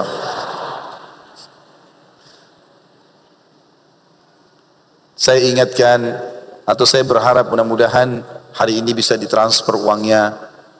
Susu anak-anak sudah habis, gitu kan? Itu bagus. Santun. Karena kita akan minta sesuatu dari dia, harus bertakwa kepada Allah Subhanahu wa taala. Karena ini banyak sekali ya terjadi. Yang ketiga, pemimpin atau pemilik sesuatu, kepada orang yang dipimpin seperti presiden atau gubernur, wali kota, bupati atau pemimpin sebuah instansi, boleh dia bilang, saya siapkan jalan ini, saya siapkan jembatan itu, saya galikan sumur itu, saya siapkan bangunan ini, tolong dijaga baik-baik ya. Kan dia sebut kebaikannya, boleh supaya bekerja sama menjaga. Ya. Tapi kalau individu sama individu, ya, ada orang miskin minta datang ke rumah, kita kasih 10.000, besok datang lagi dia, kan kemarin sudah saya kasih. Nah ini nggak boleh. Ini bakhil, pelit, penyakit jiwa. Nggak boleh seperti ini. Kemarin sudah dicatat oleh malaikat, hari ini juga malaikat mau catat. Kasihlah. Ya, makanya sebagian ulama salafus saleh, kalau ada orang miskin datang minta-minta, maka mereka tersenyum sambil memberi. Pada saat sudah pergi orang miskin ini, murid-murid mereka bertanya, kenapa anda tersenyum? Padahal harta anda habis dibagi-bagi. maka mereka mengucapkan kalimat yang perlu difahami setiap muslim. Mereka mengatakan, sungguh orang-orang ini membawa amal-amalku ketimbangan amal tanpa diupah sedikit pun. Secara zahir diambil oleh orang-orang itu uang untuk beli makanan, tapi sebenarnya harta itu sedang dibawa ke akhirat sana, dibawa ketimbangan amal untuk kita. Ya, makanya dulu Abdullah bin Mas'ud mengatakan radhiyallahu anhu, siapa di antara kalian yang bisa meletakkan hartanya di langit yang tidak terjangkau oleh tangan pencuri dan tidak dimakan oleh rayap, lakukanlah. Maksudnya bersedekah. Allah mengatakan, oleh karena itu wanita yang salehah, wanita yang masuk ahli surga, setelah Allah mengatakan laki-laki pemimpin bagi kaum wanita, karena Allah memang melebihkan laki-laki dari wanita secara fisik, ya, karakter, tugas dan kewajiban, dan karena mereka menginfakkan harta mereka. Wajar, akhwat, kita harus merenungi masalah itu. Suami kita, suami anda ini bukan ayah, bukan kakak, bukan adik, orang asing. Dia bekerja, dari kecil dia sekolah sampai sarjana, dia bekerja, kemudian hasil keringatnya diberikan kepada anda. Wajar anda nilai itu. Orang kalau kita haus dikasih minum oleh seseorang sekali aja, maka kita akan kenang kebaikan orang tersebut. Bagaimana dengan suami yang tiap hari memberikan kita minum, makan, naungan. Itu yang Allah sebutkan. Makanya Allah bilang, oleh karena itu wanita yang salehah, ahli surga, ialah yang taat kepada Allah, lagi memelihara diri ketika suami tidak ada, tidak berkhianat maksudnya. Oleh karena Allah telah memelihara mereka. Kenapa Allah pelihara wanita? Karena sebelum nikah Allah jadikan ayahnya atau walinya sebagai pemberi nafkahnya, memenuhi kebutuhannya. Setelah menikah suaminya, maka dalam setiap dua keadaan, sebelum nikah dan sudah nikah, wanita itu selalu aman. Allah menjaga mereka. Wanita-wanita yang kalian khawatir nusyudnya, pembangkangannya, diingatkan tidak mau dengar, suruh tutup aurat nggak mau, suruh sholat nggak mau, maka nasihati mereka dengan cara baik-baik. Ini nggak boleh loh, haram dalam agama, santun, ramah. Kalau tidak mau juga, maka pisahkan mereka di tempat tidur, dihajar, bukan hajar, jangan ditonjok, ya.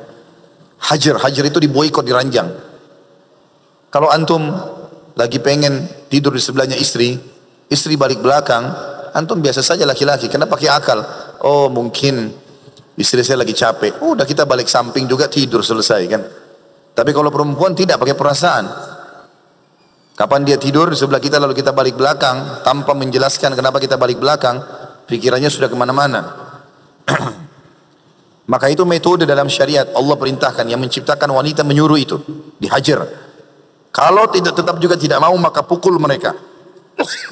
Tapi pukul ini ulama tafsir mengatakan darbatun ghairu mubarrah. Pukulan tidak boleh berbekas, tidak boleh menampar wajah. Ya, sebagian ulama mengatakan menggunakan jari telunjuk atau kayu siwak. Ya, jika mereka mentaatimu sudah mau, maka janganlah kamu mencari-cari untuk menyusahkannya. Sesungguhnya Allah Maha Tinggi lagi Maha Besar. Sekarang kita masuk memberikan gambaran dulu. Kita laki-laki di sini punya kewajiban dan tugas dari Allah Subhanahu Wa Taala. Lakukan tugas-tugas ini karena Allah akan berikan pahala yang besar. Ya, saya pernah bilang sama istri saya, ibarat antara saya sama kamu ini seperti pegawai. Ini contoh saja. Kita kerja di satu perusahaan namanya rumah tangga. Rumah tangga ini ada pemiliknya, Allah Subhanahu Wa Taala. Kita bekerja masing-masing jalankan tugas. Jalankan tugas dengan baik, pemilik perusahaan ini akan memberikan kita pahala, memberikan kita gaji, pahala yang besar. Tugas yang pertama bagi laki-laki kita semua di sini, harus bermuamalah yang baik dan santun dengan istrinya. Sebagaimana Allah menjelaskan dalam surah An-Nisa surah nomor 4 ayat 19. A'udzu billahi minasyaitonir rajim.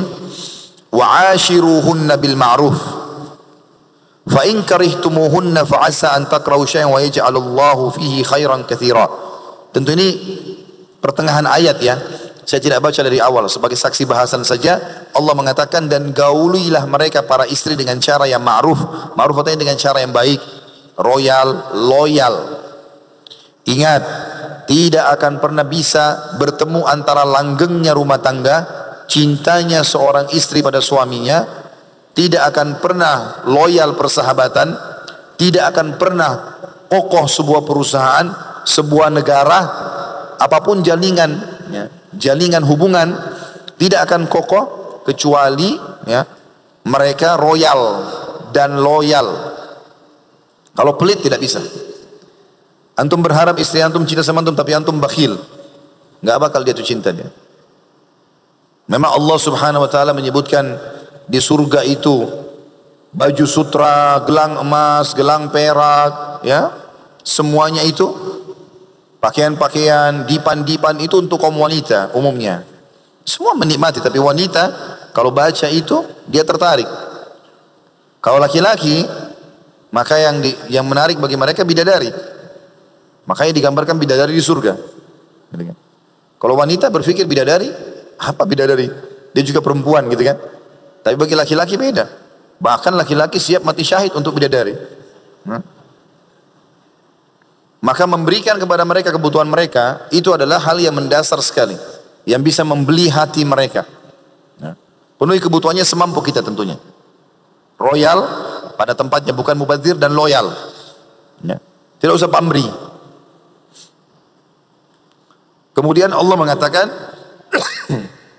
kalau kalian membenci sesuatu dari mereka, maka bisa saja kalian membenci sesuatu tapi Allah menjadikan kebaikan yang banyak padanya.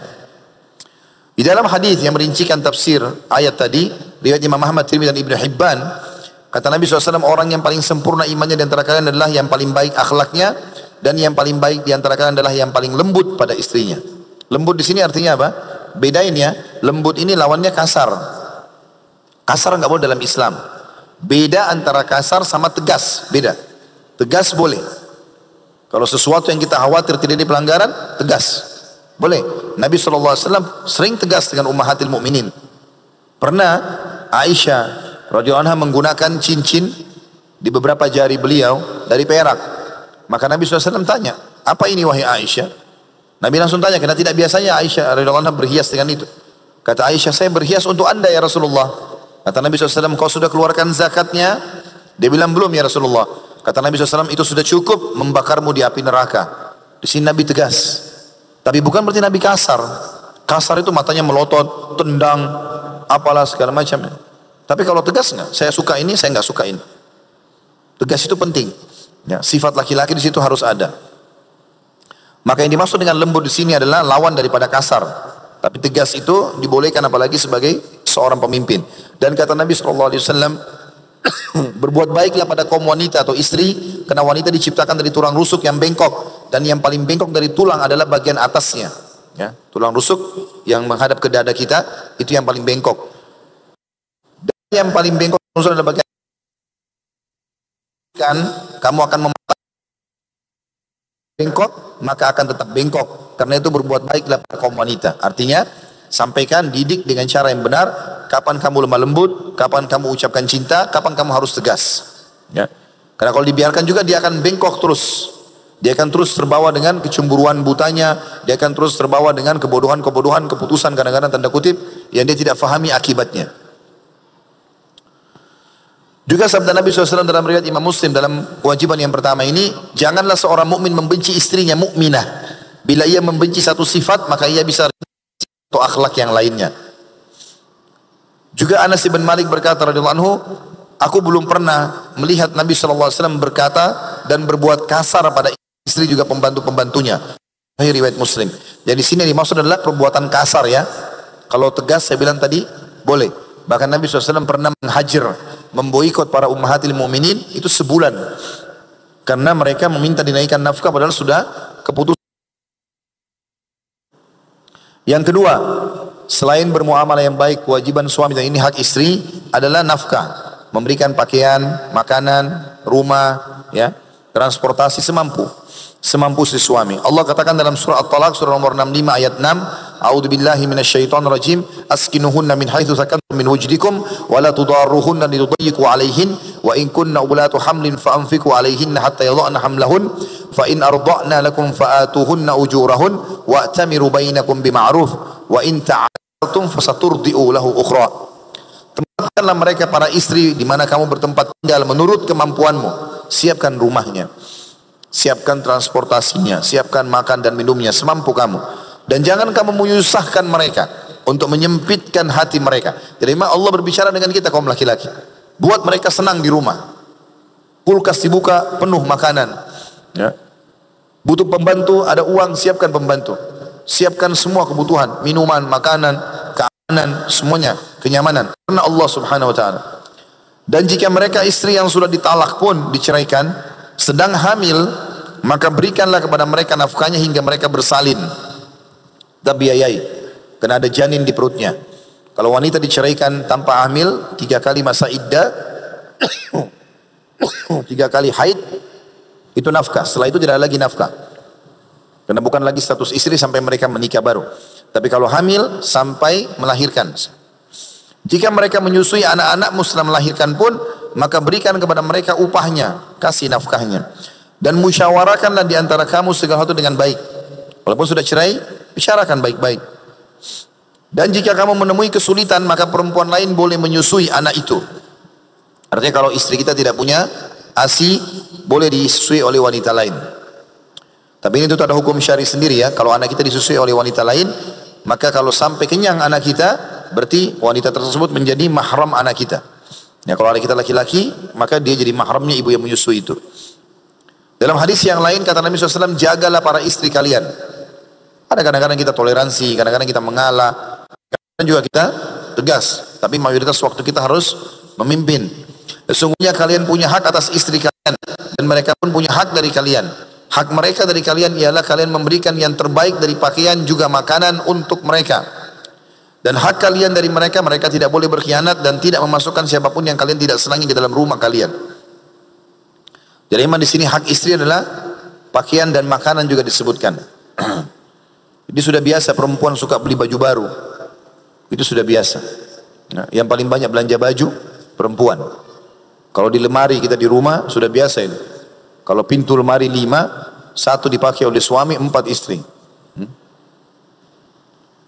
Hadis yang selanjutnya riwayat Imam Muslim, Abu Daud dan Tirmidzi, kata Nabi SAW, bertakwalah pada Allah pada wanita, sebab mereka tanda kutip tawanan di tangan kalian, yang kalian nikahi dengan amanah dari Allah, dan terhalalkan bagi kalian kemaluan mereka dengan kalimat Allah. Mereka punya hak atas kalian diberi nafkah dan pakaian secara ma'ruf. Tentu dengan memberikan nafkah kepada istri dan anak ini, jangan juga lupakan diri kita sendiri. Ada juga orang, istrinya, anaknya menikmati hasil keringat dia, tapi dia sendiri gak kelihatan. Enggak, kita juga nikmati. Kita beli pakaian, beli makanan yang enak. Tadi saya bilang, boleh kita ngatur uang kita, berikan kepada siapapun yang kita mau infakkan, silakan. Ya. Selama itu bukan kemaksiatan. Kata Nabi SAW kepada para sahabat, mulailah bersedekah dengan dirimu dahulu. Lalu setelah itu keluargamu, istri anakmu. Bila ada lebih, maka sedekahkan kepada kerabatmu. Bila ada lebih, sedekahkan secara umum. Yang ketiga termasuk hak istri dan kewajiban suami adalah perlindungan, pendidikan dan tuntunan, terutama berhubungan dengan kewajibannya dalam rumah tangga. Ini poin penting ya. Jadi kalau istri mau menuntut ilmu, berikan kesempatan. Kecuali kalau suaminya memang sudah ustaz, suaminya sudah faham, bisa mendidik istrinya, bisa menasihatin, istrinya bisa telepon setiap saat nanya, atau WA atau apalah, BBM, SMS sekarang, maka sudah cukup. Tapi yang penting memberikan pendidikan ini penting sekali supaya mereka faham. Ada sebagian suami tidak ingin istrinya hadir di ta'lim. Padahal kalau dia faham efek keimanan kepada istrinya, sehingga lebih patuh dan bakti dengan dia, lebih taat kepada Tuhannya Allah, lebih baik dalam mendidik anak-anaknya, maka tentu dia tidak akan melarangnya. Kecuali, tapi kalau jelas dalilnya, kenapa tidak? Allah Subhanahu wa taala berfirman dalam surah Tahrim, surah nomor 66 ayat 6. A'udzu billahi minasyaitonir rajim. Ya ayyuhalladzina amanu qu anfusakum wa ahlikum nara. Al-ayat. Tentu ada lanjutan ayat ya. Tapi jelas saksi bahasan Allah mengatakan, hai orang beriman, selamatkan dirimu dan keluargamu dari api neraka. Bagaimana kita selamatkan diri kita dan keluarga kita dari api neraka? Tentu dengan ilmu agama. Juga sabda Nabi SAW, 3 orang yang paling berat siksaannya pada hari kiamat. Yang pertama, perusak di wilayah haram. Wilayah haram itu seperti Mekah sama Madinah. Kalau ada orang buat maksiat di sana, perusak ya, dia mengganggu orang segala macam, menyebarkan kerusakan, maka ini orang yang paling berat siksanya hari kiamat kalau tidak sempat taubat. Yang kedua, penyumpah bohong dalam perdagangan. Hati-hati teman-teman para pedagang, bertakwa kepada Allah Subhanahu wa taala, enggak boleh bohong. Ini baju 100.000, ada pembeli tawar 70.000 aja. Oh demi Allah belum sampai modalnya. Padahal sudah untung 30.000.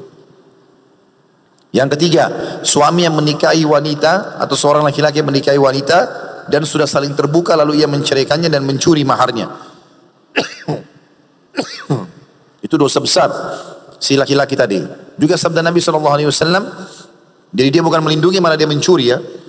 Juga sabda Nabi SAW dalam hadis riwayat Muslim, kafa lil mar'i ithman an yudayyi'a man yaqutu. Sungguh sangat berat siksaan bagi seseorang yang membengkalikan kewajiban nafkahnya.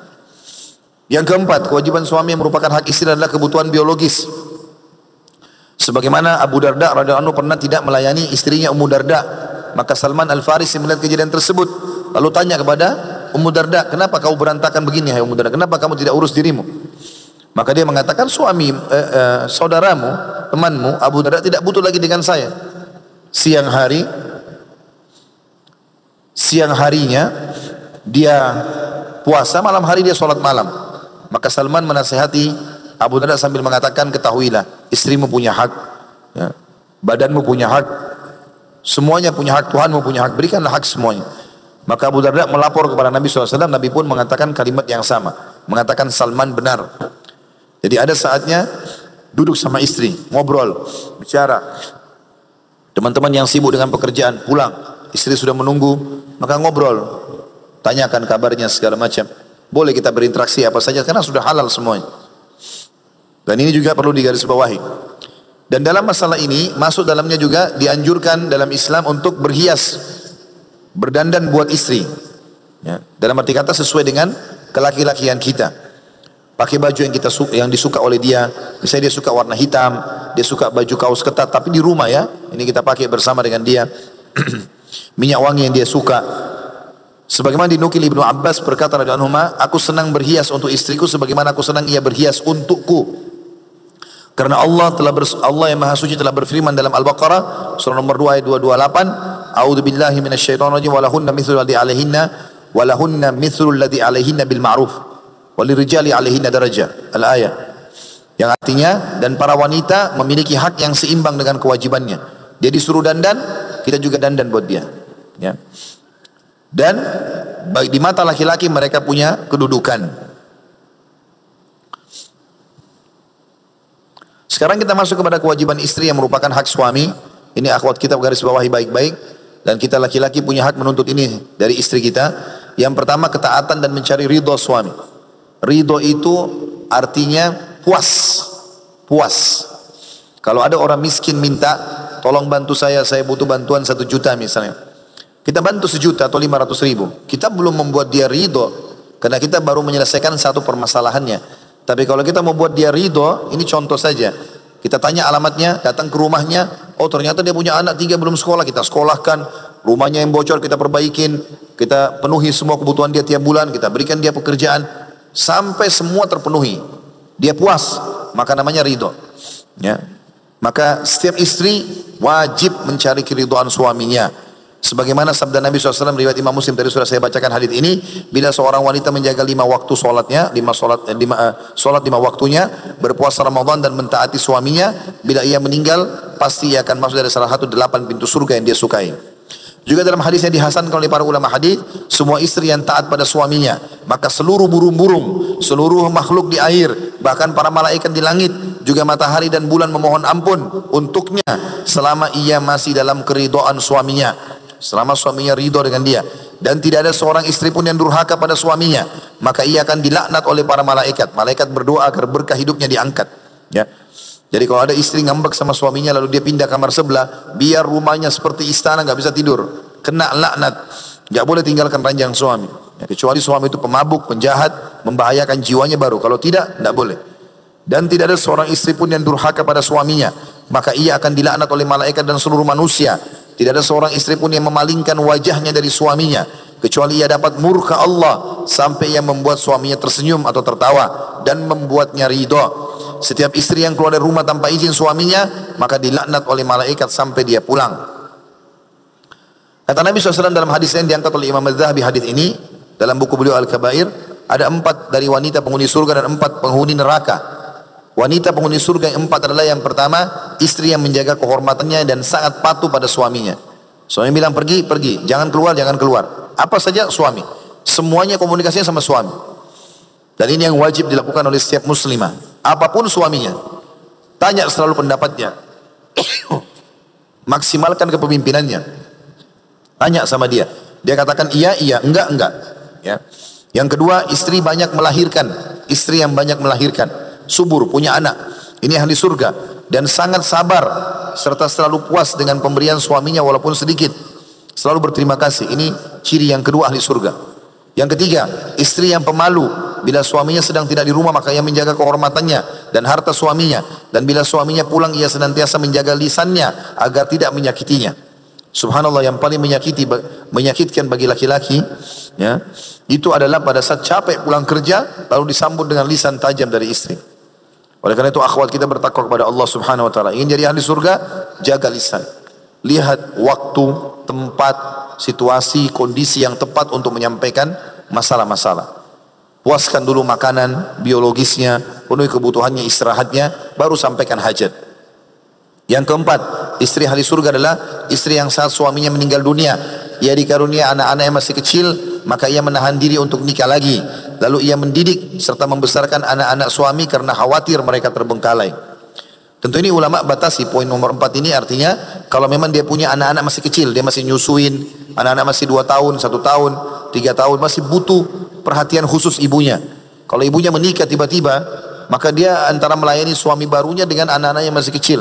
Kalau dia berkorban demi untuk anak-anak ini, maka itu ada keutamaan tersendiri. Tapi pada saat anak-anaknya sudah mulai besar, sudah mulai bisa mengurus diri sendiri, apalagi kalau dia mendapatkan suami yang bisa ikut serta membantu dia dalam pendidikan anaknya dan seterusnya, maka itu sangat positif untuk melangkah.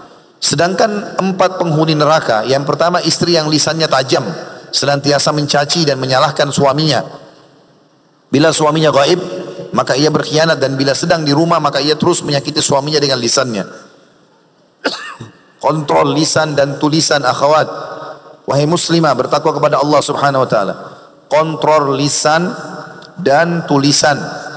Jangan pernah menyakiti suami. Ini termasuk ciri ahli neraka. Ucapkan yang baik-baik saja. Ya. Kalau ada sesuatu yang mendesak, maaf saya ingin bicara sebentar. Kalau pulang kantor misalnya, begitu pulang dilayani dulu, baru diajak ngobrol baik-baik. Saya sudah bisa bicara sekarang, baru sampaikan hajatnya. Jangan sampai dengan lisan tajam. Saya menyesal nikah sama kamu, andai saja begini dan begitu, kamu memang laki-laki tidak perhatian, kamu ini, kamu itu, segala macam cacian yang keluar. Padahal sebenarnya dia bisa menjadikan suaminya sebagai ajang dakwah. Berikan masukan positif.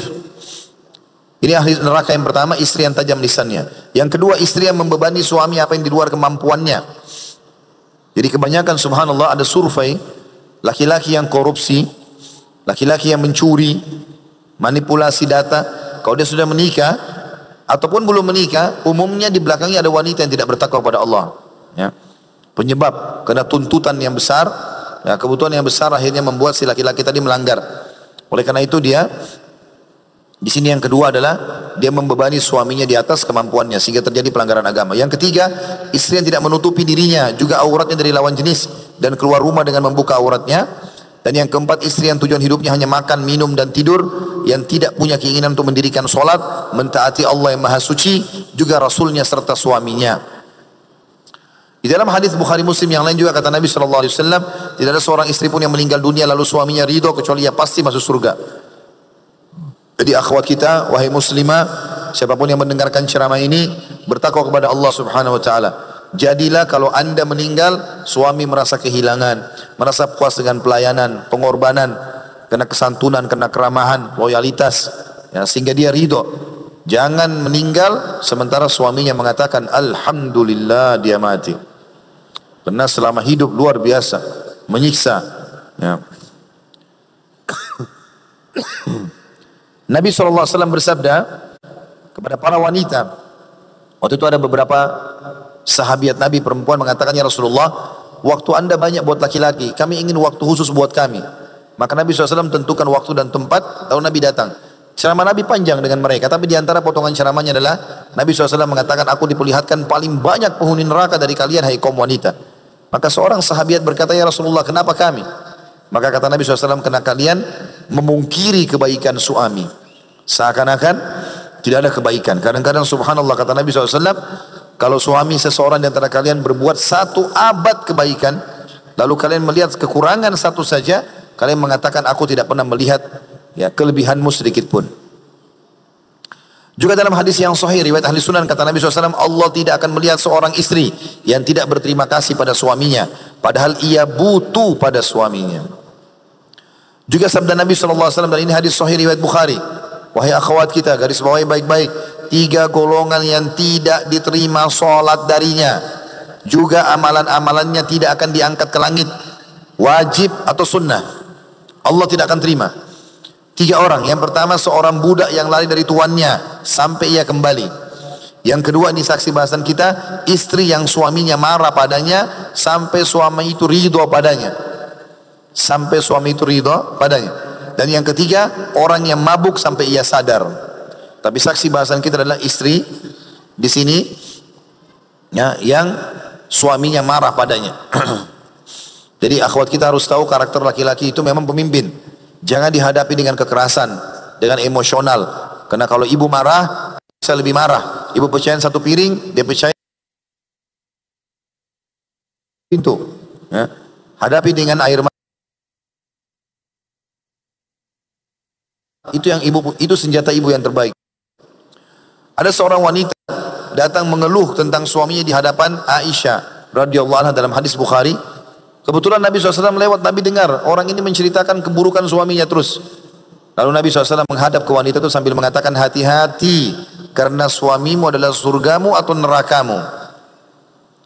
Aisyah berkata radhiyallahu anha dalam hadis Bukhari yang lain, wahai sekalian wanita, bila kalian tahu hakikat hak suami kalian terhadap kalian, maka pastilah seseorang dari kalian mengambil debu telapak kaki suaminya lalu dia letakkan di pipinya. Juga dalam hadis Bukhari pernah ada seorang wanita, dia belum menikah, masih gadis, dia mengatakan, ya Rasulullah, saya mau nikah. Kira-kira apa hak suami saya? Bagaimana supaya saya bisa memberikan hak suami saya nanti? Kata Nabi SAW mengingatkan dia, andai saja dada suamimu luka dan mengeluarkan nanah, lalu kau bersihkan dengan lidahmu, bukan dengan tangan, maka kau masih belum bisa memberikan haknya. Jadi saking besarnya haknya di sisi Allah Subhanahu Wa Taala. Jadi kita sebagai suami kemas baik-baik istri supaya menjadi penyebab kita panen pahala masuk surga. Akhwat kita muslimah mengemas baik-baik suaminya menjadi penyebab dia masuk ke dalam surga. Kata Nabi SAW, wanita dari kalian yang menjadi penghuni surga ialah, dalam hadis lain, wanita yang penuh dengan kasih sayang, dan bila ia disakiti atau menyakiti suaminya, ia mendatangi suami dan ia meletakkan tangannya pada tangan suaminya seraya berkata pada suaminya, aku tidak akan tertidur sampai engkau ridho kepadaku. Wahai muslimah, ini resep nabawi, wahyu, cara untuk membuat suami ridho, suami tenang, ya, suami selalu perhatian, sayang, dompetnya selalu terbuka. Ini resepnya. Kata Nabi SAW, wanita ahli surga yang penuh kasih sayang. Kasih sayang itu suka mengalah, lembut sama suaminya. Dan bila dia disakiti, suaminya yang salah, atau dia menyakiti, dia akan datang meletakkan tangannya pada tangan suaminya sambil mengatakan, saya nggak bisa tidur sampai kau ridho. Ternyata subhanallah, kita ini laki-laki, kalaupun kita salah, lalu istri datang dengan lemah lembut, malah memegang tangan. Hadis ini begitu, memegang tangan sambil lebih dulu mengatakan, kalau saya ada salah maafin ya. Maka kita sebagai laki-laki otomatis akan muncul sifat kepemimpinan, akan melindungi kita, mengatakan tidak, saya yang salah. Karena sifat laki-laki ini sudah diciptakan oleh Allah untuk di luar rumah, menghadapi banyak permasalahan. Maka laki-laki, wahai akhwat, punya sifat defense yang sangat kuat. Pertahanannya sangat kuat. Sifat pertahanan itu kalau diserang, dia akan bertahan atau menyerang balik. Oleh karena itu bukan dengan cara menyerang. Istrinya, pada saat istri itu santun, ramah, membuat suaminya nyaman, maka secara otomatis akan menjadi sahabatnya. Pertama, kewajiban istri yaitu, yang kedua, memenuhi kebutuhan biologis suami. Dan ini agak berbeda sedikit dengan tadi memenuhi kebutuhan biologis istri. Kalau perempuan, kebutuhan biologisnya itu bisa bertahan sampai 4 bulan malah. Sebagaimana pernah Umar bin Khattab melewati sebuah rumah penduduk Madinah, baru menikah, kemudian suaminya pergi jihad dan sudah sekian lama nggak pulang. Maka wanita ini mengucapkan di antara mengatakan, kalau bukan karena menjaga kehormatan Tuhanku, dan kehormatan nama baik suamiku, maka keempat kaki ranjang ini akan bergerak. Artinya saya akan berzina. Maka kata Umar bin Khattab, kenapa kau katakan itu wahai hamba Allah? Dia bilang, wahai Amir Mukminin, suami saya pergi jihad, sudah lama enggak pulang. Maka Umar bin Khattab pulang ke rumahnya menemui Hafsah radhiyallahu anha, anaknya sekaligus Ummul Mukminin. Ini di zaman khilafah beliau. Nabi SAW sudah meninggal dunia. Maka kata Umar, hai Hafsah, berapa lama wanita bisa sabar? Kata Hafsah, 4 bulan. Kalau laki-laki itu enggak bisa 4 bulan, kebutuhannya sangat mendesak. Ya, kebutuhan sangat mendesak karena sperma itu panas, ya. Sperma itu panas, bobotnya sangat berat. Walaupun hanya gumpalan-gumpalan terlihat, tapi dia sangat berat. Makanya biasanya laki-laki kalau sudah menuangkan sperma ngantuk, mau tidur. Maaf, bujang-bujang.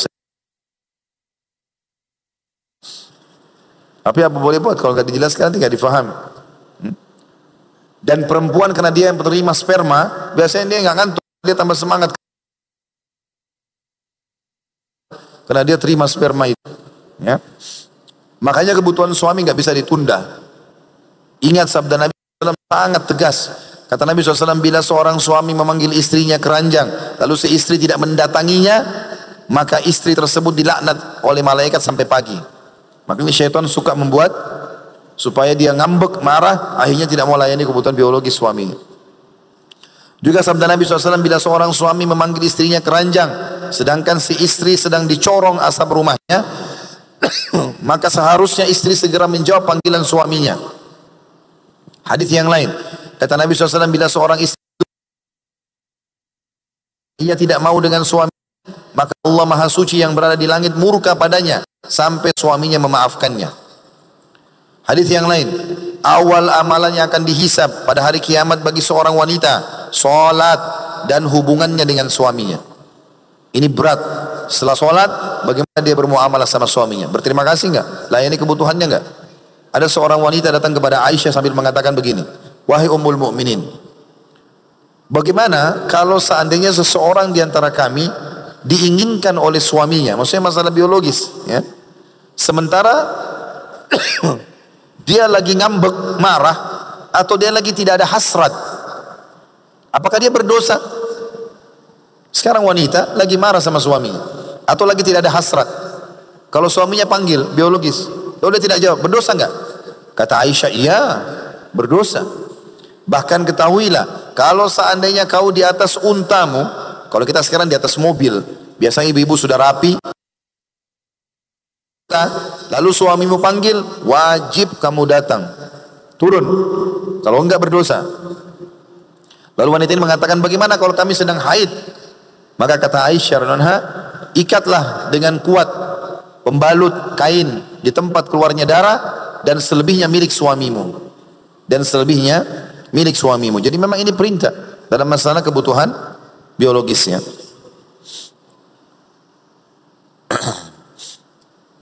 Yang ketiga, kewajiban istri tidak beribadah sunnah kecuali seperti ya duha. Suami lagi layani suami, duduk sama suami. Kalau mau sholat duha, maaf ya saya pamit sebentar mau sholat duha. Atau mau puasa Senin Kamis, pas suami lagi di rumah cuti, izin dulu. Saya besok hari Senin, kamu kan lagi cuti, saya mau puasa boleh nggak? Kalau suami bilang udah nggak usah temani saya makan saja, atau diajak biologis, batalin. Tapi ini ibadah sunnah, tidak berlaku kalau wajib. Ingat ya, saya sudah pakai bahasa Indonesia, tidak berlaku pada wajib. Jangan nanti ditarik di Ramadan, oh karena suami saya yang ajak. Nggak bisa. Ini kena kafarah, denda, hukuman. Dia harus membebaskan budak, atau puasa 2 bulan berturut-turut, atau memberikan makan 60 orang miskin. Ya.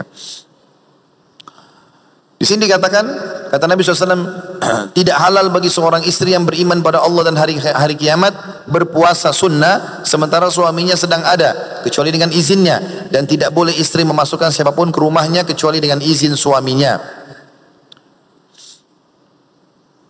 Terakhir teman-teman sekalian, kita tutup dengan ini 2 poin ya. Saya coba ringkaskan karena melihat waktunya sudah jam 9 lewat. Salah satu yang penting dalam rumah tangga adalah masalah biologis atau jimanya. Itu tidak bisa terhindari.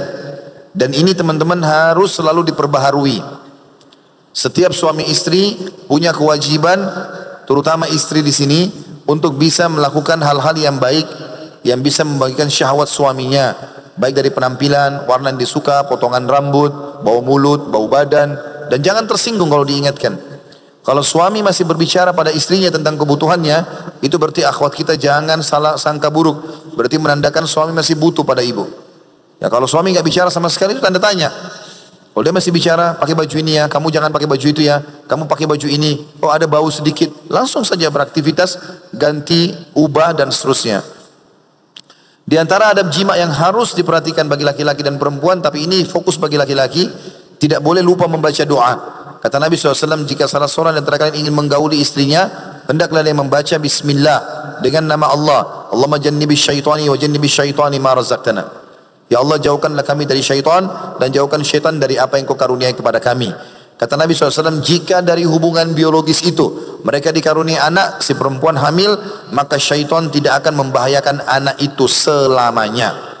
Selamanya. Artinya kalau anak itu sedikit menyimpang saja dinasihati langsung kembali ke jalan Allah.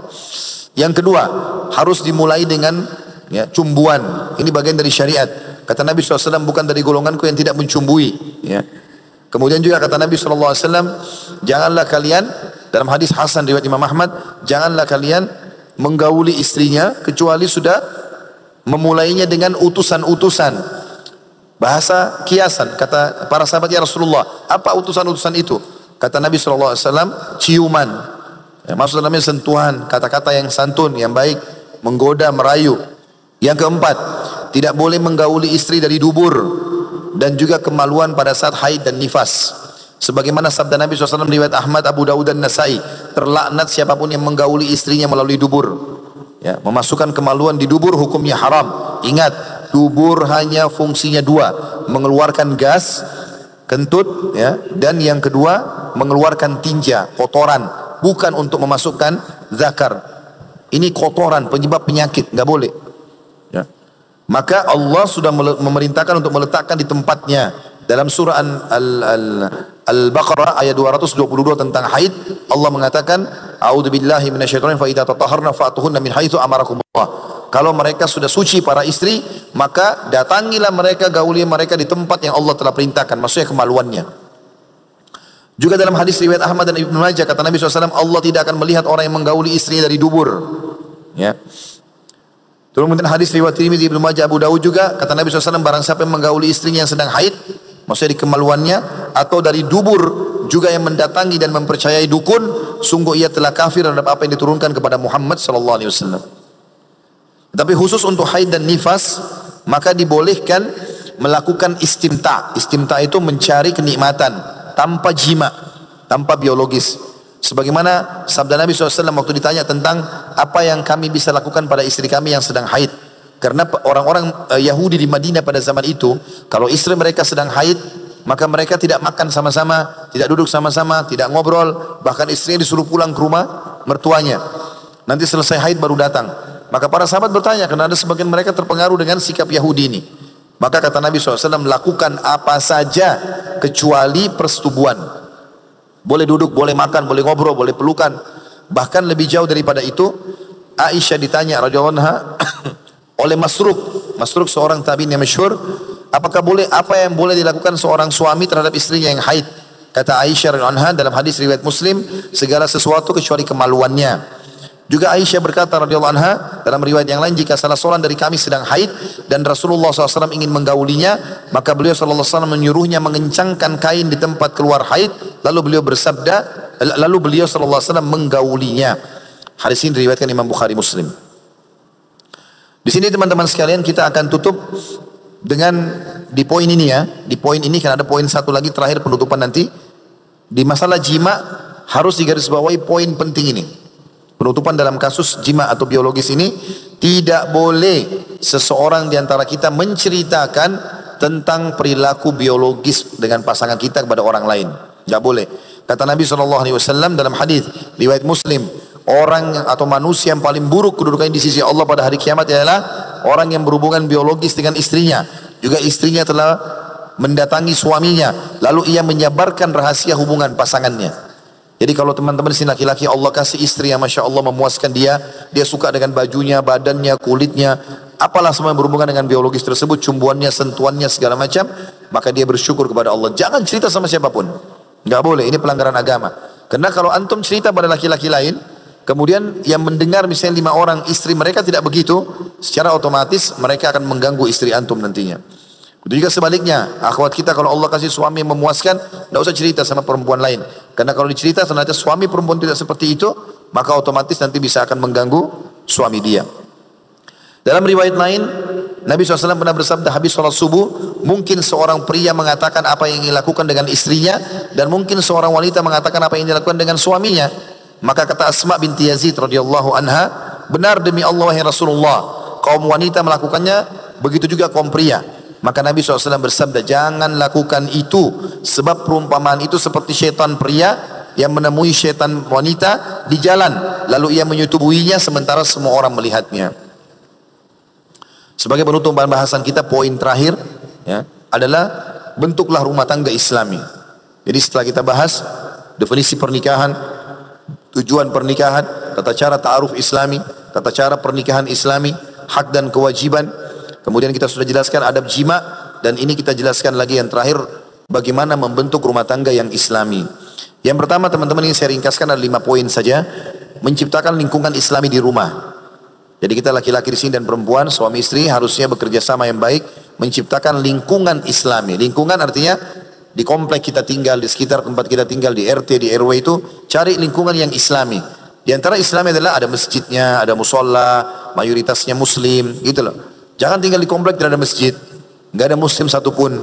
Akhirnya kita terpaksa mengikuti tradisi-tradisi orang non-Muslim. Itu yang pertama, supaya kita bisa tetap dekat dengan Allah. Yang kedua, menciptakan suasana Islami di rumah. Seperti diantaranya sering mengucapkan salam satu sama yang lain. Ya, salam ini baik ya. Assalamualaikum artinya semoga keselamatan dunia akhirat untukmu. Warahmatullah, semoga karunia Allah datang padamu. Wabarakatuh, dan semoga berkah cukup untukmu. Gitu kan? Artinya berkah itu dicukupkan oleh Allah Subhanahu Wa Taala. Sering salam. Kalau telepon, kalau tulis, WA, BBM atau apa saja, semuanya pakai salam. Sama anak-anak juga salam. Yang ketiga, mengenakan busana Islami, luar dan dalam rumah, terutama saat terdapat bukan mahram. Ya, bagi akhwat kita di Indonesia soalnya ada seperti sebuah pemahaman, kalau pakai jilbab hanya wajib keluar rumah, dalam rumah tidak wajib. Karena wajib tutup aurat kalau ada yang bukan mahram, gitu, di rumah atau di luar rumah. Jadi busana Islam ini penting. Bagi ikhwat dan akhwat kita yang dikaruniai anak perempuan masih kecil, biasakan pakai jilbab. Ya, jangan buat PR, nanti aja kesian. Alhamdulillah Allah karunia saya beberapa anak perempuan, alhamdulillah semuanya dari kecil kita sudah pakai jilbab, terbiasa. Ya, mereka pakai jilbab, bahkan alhamdulillah sudah pakai cadar. Ya, maka itu karunia dari Allah Subhanahu Wa Taala, alhamdulillah. Ini karena kita biasakan. Kalau kita biarkan dia sudah punya teman-teman SMP, SMA, nanti malah sulit. Ya, nanti malah sulit. Yang keempat, mempertebal dan menambah iman dengan cara ilmu atau dengan menuntut ilmu, membaca, mendengar, hadiri majelis ilmu. Bagi yang suaminya bukan ustadz, istrinya bukan ustazah, tentu dia lebih terdorong, harusnya suami istri hadir dalam majelis ilmu. Dengarkan, karena majelis ilmu itu akan mendatangkan keimanan. Kalau pasangannya sudah paham agama, alhamdulillah, dia tinggal bertanya, walaupun juga diusahakan beberapa kali untuk hadir dalam majelis yang positif. Yang terakhir, yang kelima, menciptakan pergaulan yang saleh. Mulai sekarang, teman-teman kita yang berteman sama kita adalah orang-orang yang lebih baik secara kualitas iman. Ya. Jangan lagi berteman sama orang yang buruk. Kita berteman sama rokok, kita nggak merokok. Maka hari pertama, hari kedua kita minimal sudah tercium baunya. Seminggu kita akan mencoba 1 batang. Sebulan kita akan merokok. Ya, setahun kita bisa jual rokok.